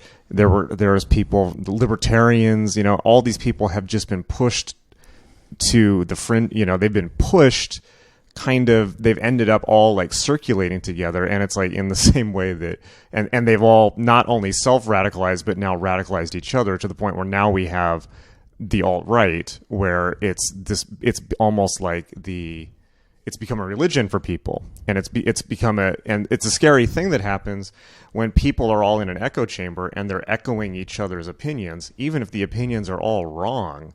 The fact that they're all talking about them presupposes that they're true, and they're validating each other to the point where we now have this where we now have this thing that's come out of the whether it was engineered or not, I think is an open question, and I have my views about that, whether the alt-right was purposefully engineered by who I don't know, but purposefully engineered to push back against the progress of things like the success of Standing Rock and WikiLeaks and Edward Snowden, and the fact that there was so much agitation from the left prior. I don't think that just seems like weak, lazy people trying to find some shit to blame their like personality problems on or something. But I don't know. In the story for all human history, but now they all gather together and create this like mega entity of hatred and rejection. Well, this is the path that I've identified. It goes somewhere like this. It's like, I'm not sure if the earth is round. That's where it starts, right? Somewhere in there, you start thinking like, maybe the earth is flat. Now, I'm not saying you shouldn't wonder about that. This is a good thing to wonder about. Prove for yourself whether the earth is round. There's a shit ton of data out there for you. You can do the measurements yourself. Figure it out. Explore it. Learn from the exploration. Just do it. But then what happens is somewhere within that, you're going to run into somebody who recognizes, oh, okay, you're not a type of person who believes just what you hear. Right. So, hey, you know what else is off a little bit? Human history. You know that, right? Like, what you think history is isn't history at all, right? Now, what does that naturally lead to? Holocaust denial, right? That's the next step. So it's like, it goes like, there is, I think, and I don't know for sure, I don't know if anyone's done this study, but I think if you were to take like, and P.S. flat earthers out there who are like, I'm Jewish and I know the Holocaust happened. I'm not talking about you. I'm talking about the people who are like, I don't think any of this is real, including the Holocaust. And then that leads to, obviously, raging anti-Semitism. Because now it's like, the Jews tricked us into thinking that there was this thing that happened and it didn't happen. Now we're right back to where we were pre-World War II. Irrational people creating a scapegoat out of an entire group of people, and then boom, what do you get? You get some real fucking problems, man. Because once these dum-dums get together, they get violent. The only like comfort I take in any of this shit is when you see the videos of them versus the videos of like Nazis in the past. These people seem fucked up. Like they're like way overweight or all weird and like crusty and like they look sick. They look fucked up. They don't look like they could like do much. Well, we live in a sick country, right? We live in a country full of people who are losing their jobs, who are addicted to OxyContin. And by the way, we just learned, you probably saw this, the company that created OxyContin, like the president came out, like they now have him on record. He came out, they had a party after they released OxyContin, and he said there was going to be a blizzard of money from this, and they were going to make so much money off this, and they were partying. It's like, they were probably on OxyContin. Yeah, too, right. The situation in this country is very dire, and I think that particularly living in the media bubble of Los Angeles as we do, we're really insulated from a lot of it. If you go so many places in this country, if you go to, they've just been devastated by OxyContin, and the factories closed down, and they're just living in abject misery. There's no work. And, the common pattern, by the way, is for a lot of small towns in America is that whatever the source of labor was, so like usually it's one place, like the auto factory or, you know, the auto industry shut down a long time ago in the US in the 80s, but, you know, manufacturing jobs. And people talk about, you know, the coming automation crisis. It's like a ton that's been going on since the 80s. Yeah. And, you know, most of the manufacturing has been automated out of America. The, you know, farming has all become corporatized, Monsanto, all this stuff. And so usually in these towns, what happens is the source of labor leaves. No one's got a job.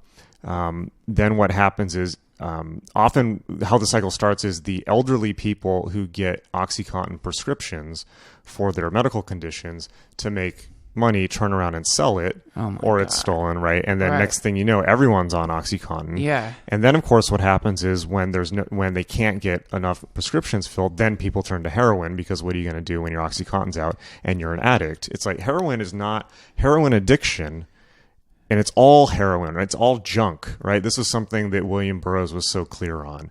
It's like, oh, like OxyContin, Vicodin, Percocet, codeine syrup. It's fucking junk. Right. It's the same shit, right? Yeah. And so people fool themselves into this spectrum of, oh, like it's not heroin. It's fucking junk, right? And it's like, but I'm coming from a place of like, of addiction is not a moral failing. It's not a failure of willpower. It's certainly a failure of ethics on behalf of these pharmaceutical companies for pushing this shit on people when they know damn well what it is and what it's going to do. They fucking know, right? And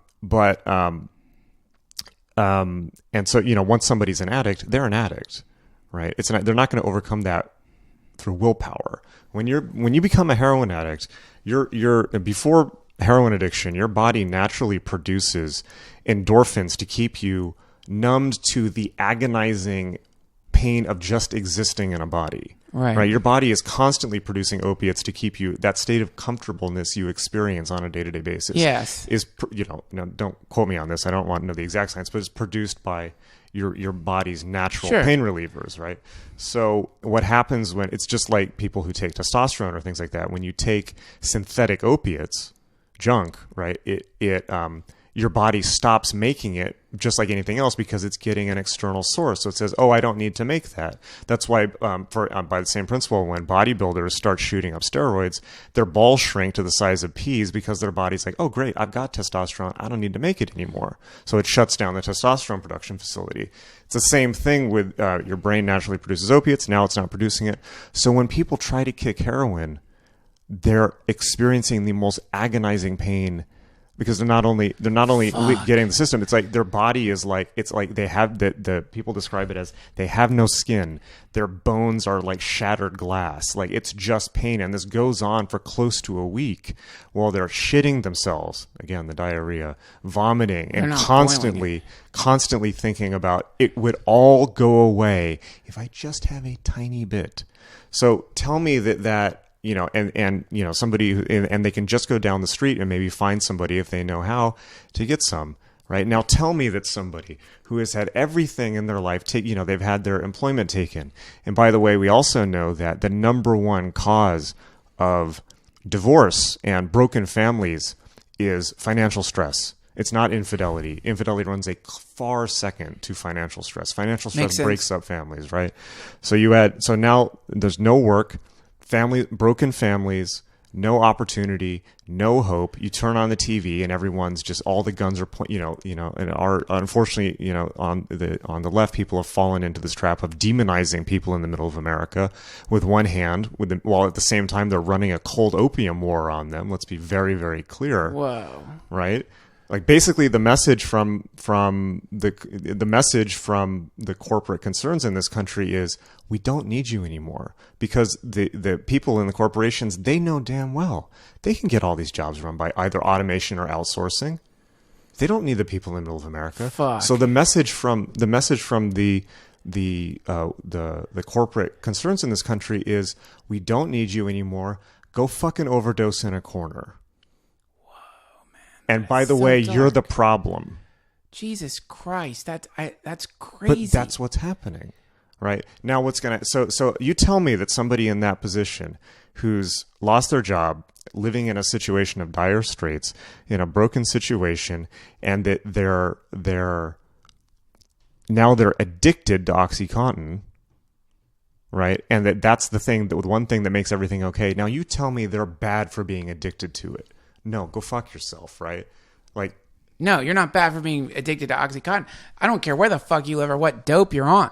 Where, you know, the place where you need to sit down and think is if you're becoming like, you know, because what you're describing there is a very exploitable situation that's being exploited, right? It's like, okay, great. Here I have a group of people, human cattle, basically, from the perspective of these people that you're talking about. I mean, if you're celebrating the fact that you're about to get rich off of fucking OxyContin. And I do want to make one caveat, by the way. This is not just the middle of America. We know this because Everywhere. The same thing happened in black communities in the 80s with the crack cocaine epidemic. Right. But it's like, but what I'm saying is, essentially, this is an exploitable situation. And I'll tell you, man, this cab driver in New York told me the creepiest goddamn shit about ISIS. We're just driving around. He was from Syria, I think. And we're just talking. And it's because he had like I can't remember. He was awesome. But he was telling me like, you know, ISIS, that's not their name.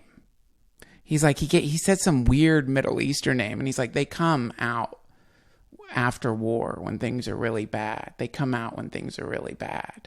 This it was just creepy, like some kind of like doom locust, that when shit gets just bad enough and exploitable, where everyone's all fucked up because like they've been being bombed by a superpower, you come to them like, listen, join us.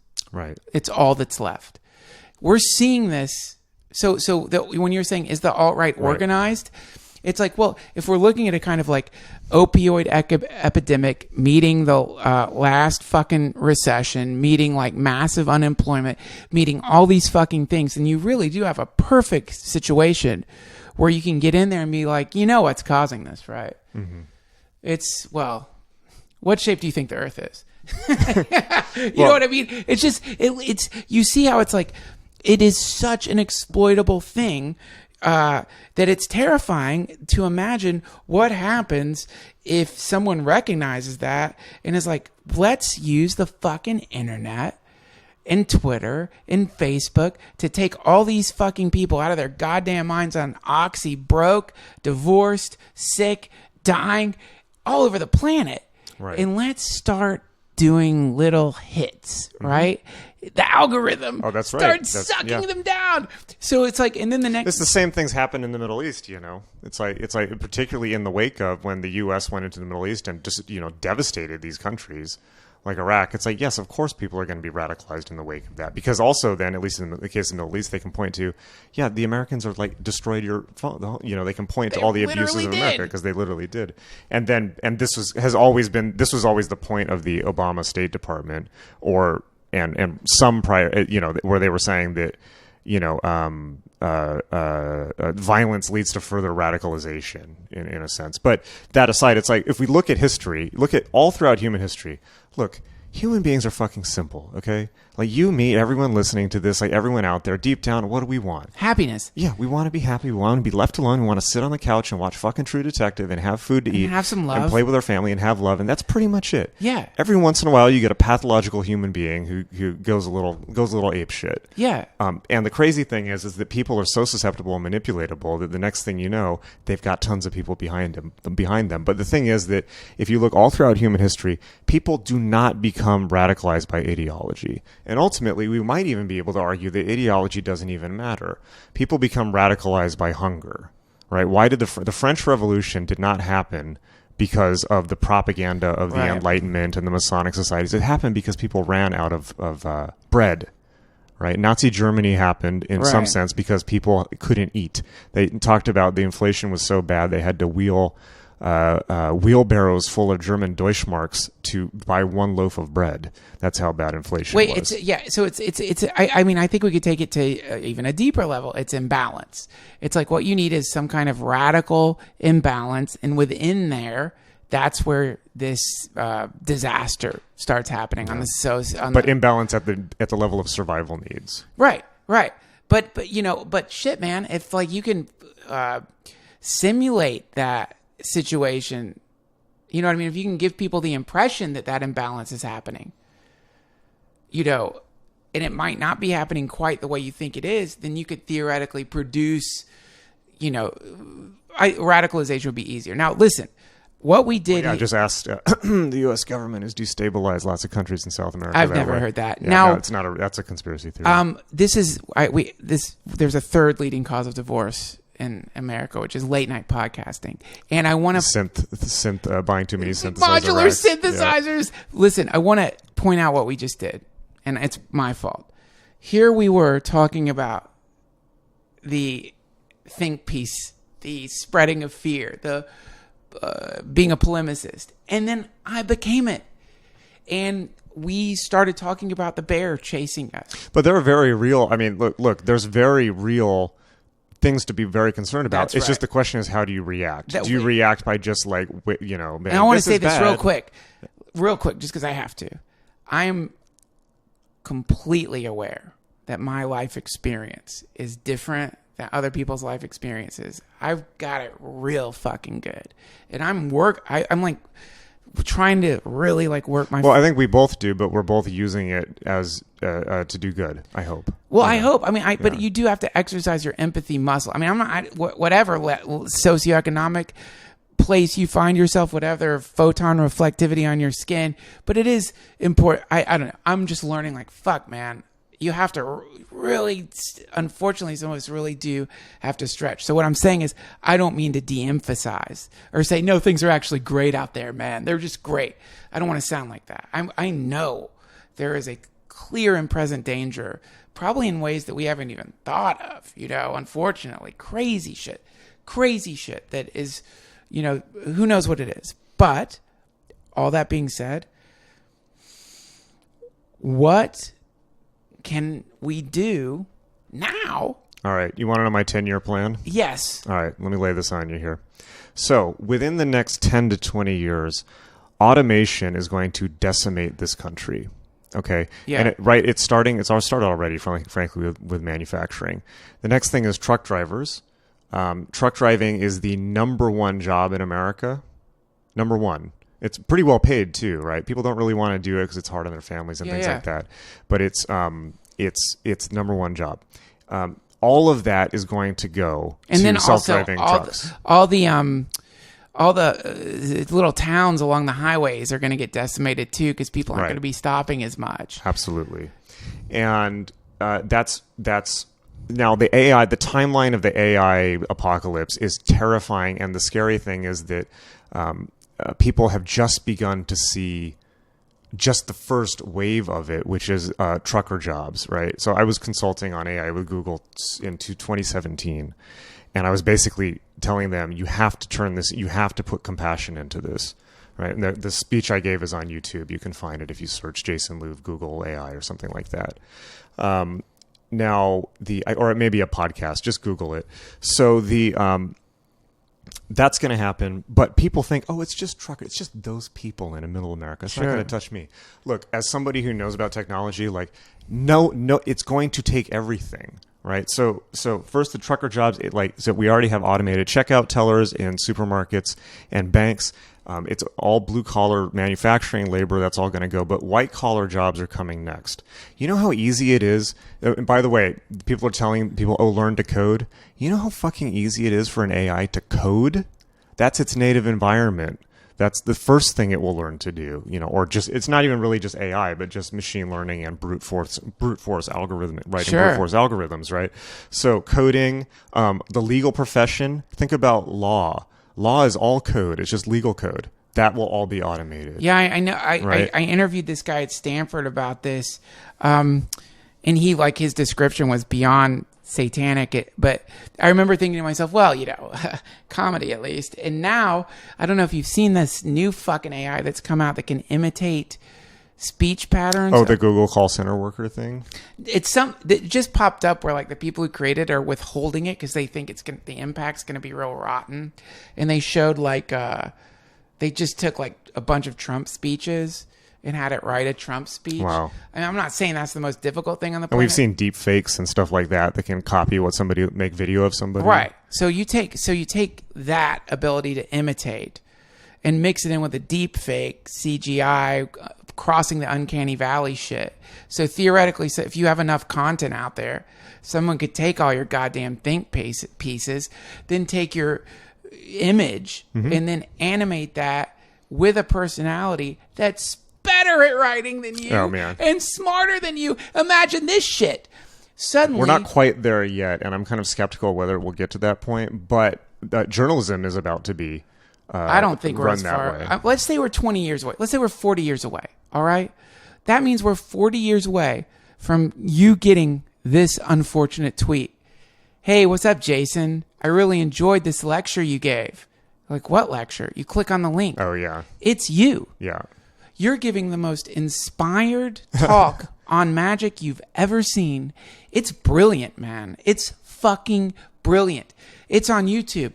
It's got 500,000 downloads. It's spreading all over the fucking planet. And you didn't do it. Someone else did it. And they're making money from it. You don't even know who it is. Right. You know, that is crazy to imagine that this is a thing we have to worry about. We are literally in potentially at the very beginning of invasion of the body snatchers, and we're creating the fucking body snatchers. Well, these are all potential things, but the definite is that within 10 years there will be massive structural unemployment in this country, more than half. 40%, yeah. Right. Or, well, I mean, like, that's the thing. Like, I talk to people in the tech industry and they're like 70, 80%. They're popping it up now. Right. And what they say in the media is maybe is, you know, they don't want to freak people out, but you talk to tech people and they're like, yeah, like there's pretty much nothing that an AI couldn't do.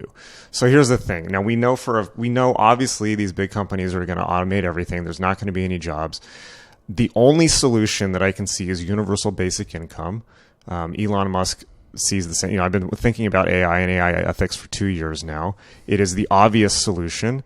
Now, not to endorse any one candidate, but universal basic income, as proposed by anybody, is the right answer. Are you running for fucking president? No, but Andrew Yang is, right? So Andrew Yang, and by the way, I recommend listen to his podcast that he did on Joe Rogan. It's all laid out, right? Cool. And so Andrew Yang is an entrepreneur from San Francisco. How does it work? I'm sorry. I want universal basic income. It makes sense, right? You would think like, oh, universal basic. Now he calls it a freedom dividend because people are going to be like, oh, my socialism. But who pays for it? So it's from what I understand, it's really straightforward. We already give people income, right, in this country in the form of Social Security, unemployment, various other disability, all these things. And so the plan is, his plan makes perfect sense. It's $1,000. So everyone gets $1,000 a month, no questions asked, right? And most of that is paid. And I think that listen to his podcast on Rogan. He breaks it down specifically, but most of that is just converted over from what we're already giving people. And they're basically just taking money they're already giving people and just taking the conditions off it and saying, here, do what you will with it. Because, by the way, somebody might want to start a business with that money instead of just letting it sit in, you know, food stamps or something like that. You think that fixes it, though? P.S. No. Wait, I don't want to get the basic income people after me. I love it. Let's do it. If we can do it, let's fucking do it. I would like it if no one had to work. I want to do, what did Andy Warhol say he wanted to do? Put carpets on the streets? Yeah. I'm all for it, man. If we could make it work, let's do it. We'll mine some asteroids, get whatever it takes. But I don't understand how giving someone $1,000 a month is going to really help. That's honestly not that much. It is a Band-Aid, right? I mean, $12,000 a year is a Band-Aid, but it could be the difference between mass social violence and misery and people at least beginning like. Okay, is it the Colosseums? Is this just no different than the Rome? They say like towards when the Rome was collapsing, everyone started going to the fucking Colosseums. They were like trying to keep the people entertained because the whole thing was so wobbly. It was going out of control. And like essentially like P.S. I don't know why I have to keep saying this.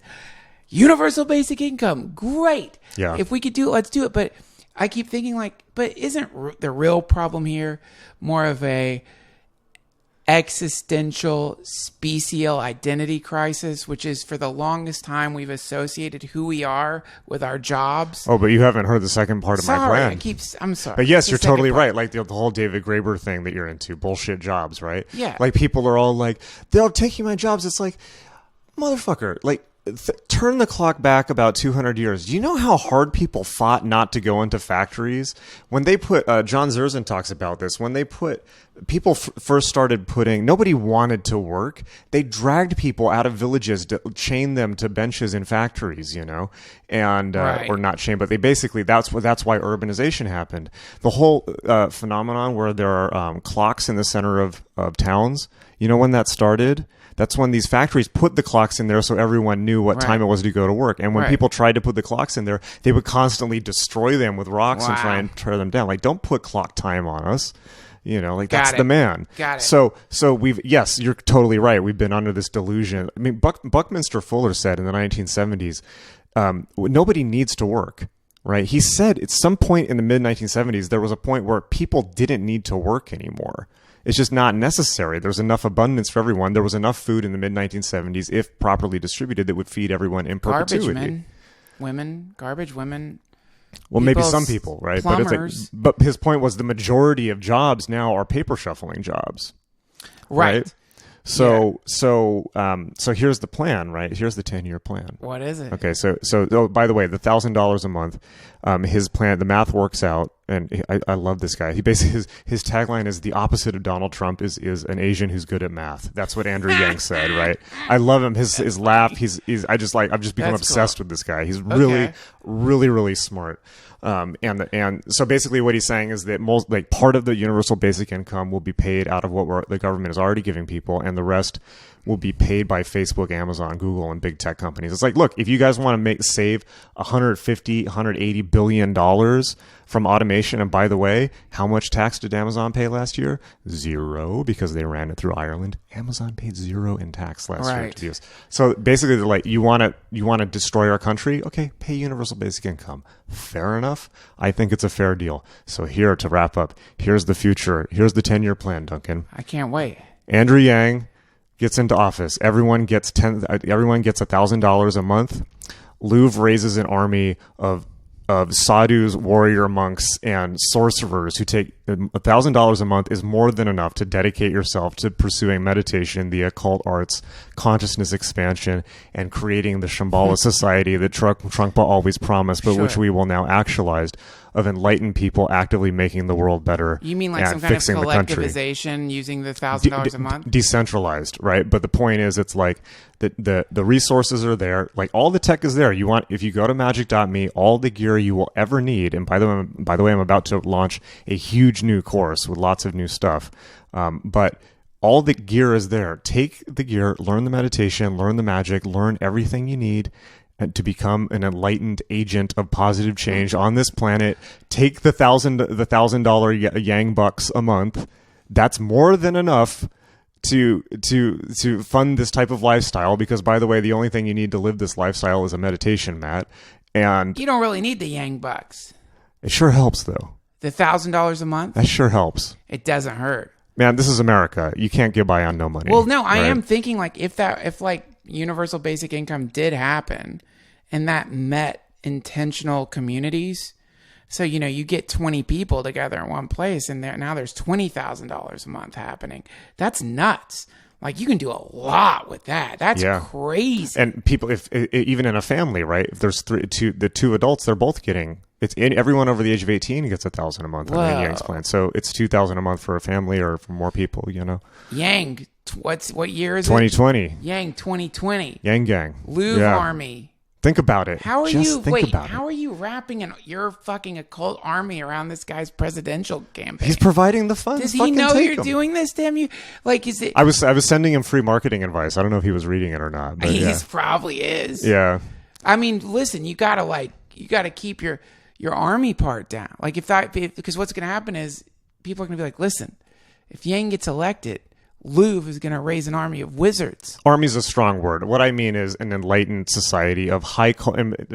Here's it's the Shambhala concept, right? Yeah, sure. Like, we know, you and I both know from spirituality that spiritual practices are really all. Okay, here's what human beings need to be happy: family, community, Yeah. spiritual connection, Yes. food, basic needs covered, right? Make sure their kids have a great, happy life and their kids aren't sick. And family doesn't have to mean blood relatives. Exactly. It can be chosen family. It can be community, right? Yes. Intentional community.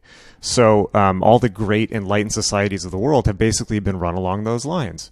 You know, Very and simple. I can assure you, hanging out with people, meditating, doing positive kind of rituals, and having a basic family existence beats fucking 5,000 channels any day, right? Because we're sick in this country because we Nothing don't like have it. social. And this is why I love podcasting. It's like our last shred of actually being able to talk to other human beings. I wish right? you guys could see it. We're actually sitting on the floor like two kids at a sleepover. Here's the thing, and we have to wrap it up. Gangbucks Wizard speaking Army. of family, we do have to wrap Gangbucks it up. Sorcerer Army. Gangbucks Wizard Army. I love the slogan. Put it on a shirt, and I will buy it. This is what Rinpoche said. He said, whatever your particular like big social idea is, whether it's some form of socialism, whatever the big plan you have in mind, start with a family. And that is where the big change will come from. Because it's like, if we could do that, like if we can make our families work, if we can make our home temples work, if we can like really like give up ourselves enough so that the people we're living with can like be themselves fully, and really not do Gates Buffett style fucking quantized goddamn, or rather monetized love. Quantize your love, don't monetize. Quantified, yeah. Quantified love. Transactional love, the bane of human existence. Yeah. If we could do that, and those of us who are having children can like have a child who at least the intention for that kind of thing was there, then what Chogyam Trungpa was saying is this will create over time a big change. Now, I think we are going to have to shift. Hey, Duncan, What? remember when 2 podcasts ago when I came over, what did I say? Duncan, the children are our future. And you were like, get out of my house. And now Did I say you. that? Yes, you did. Now listen to you. God, I'm proud of you. Such a monster. Man, thank you. Life comes at you fast. I like it, man. I really do. And I'm really lucky to have you as a friend. Me too. Thank you so much Duncan. for being on the show. And I'm going to look up, is it Wang? Andrew Yang. And can I end with a plug? Yeah, please. So as you all know, I've been teaching magic at magic.me. I have the Ultimate Master Course coming. It's not out yet. It's coming in a few weeks. It is going to be the ultimate training where by the way, it's not just going to be training in magic. It's going to be doing magic, where I'm going to be radically walking people through. And, I've been doing these sessions with people where I've been spending 2-3 hours completely transforming their lives. One-on-one? One-on-one. But there will be a one-on-one component, potentially. But what there will definitely be is a session where it'll be a group session where I'm going to be walking people through, really kind of the awakening process and show. Cool. And like people are going to go through that course and they may start confused, not sure what they want to do with their life, not sure where they are, not sure about what spirituality is. And they're going to walk out on the other end of that course knowing exactly who they are, exactly what they're doing in their life, and geared up with all the tools to do it. No way. I want to do it. It's going to be awesome. So it's not out yet. However, I'm going to offer it for a special. I'm going to offer it first to. This is the first time I'm mentioning it, so I'm going to offer it first to the people who are listening to this podcast. So in order to find out about it, you have to be on my mailing list. And the good news is I have a free gift for you, which is I've created a 10-minute guided meditation that will start this process, that will begin the process of basically somebody awakening to their own infinite potential, awakening their inner magician, right? So it'll be a guided 10-minute audio meditation, something you can do every morning, Cool. Something you can do to prime your day, something you can do before going into any situation that you need to handle. In order to get it, please text the word wizard to the phone number 44222. So it's the word wizard to the phone number 44222.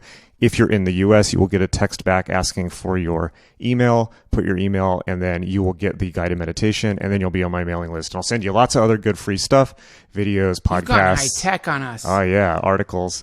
Jen always said the magician uses the greatest tools available to them at the time. That's cool. I took it to heart. And then I will announce, and then if you're on that list, you will be the very first when the big class is announced in a few weeks. If you heard that and you're like, what the fuck, text what to what, go to DuncanTrussell.com. The links will be in this episode of the podcast, so you could take this class, and you should do it.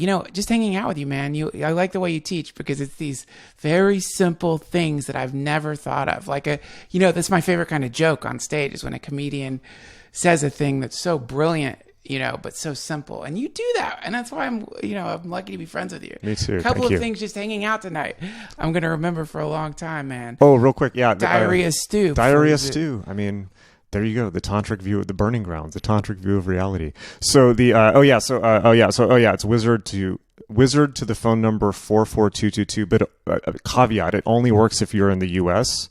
So if you're outside of the U.S., you will be arrested. Please go to the website. Go to the website free.magic.me/wizard. And by the way, kids, that's magic with a K. So free.magic.me/wizard, and you can get it there. That was the great Jason Louv, everybody. All the links you need to find Jason will be at DuncanTrussell.com. Much thanks to Purple for sponsoring this episode of the DTFH, and much thanks to you for listening. If you enjoy the podcast, make sure you like and subscribe. I'll see you soon. Hare Krishna.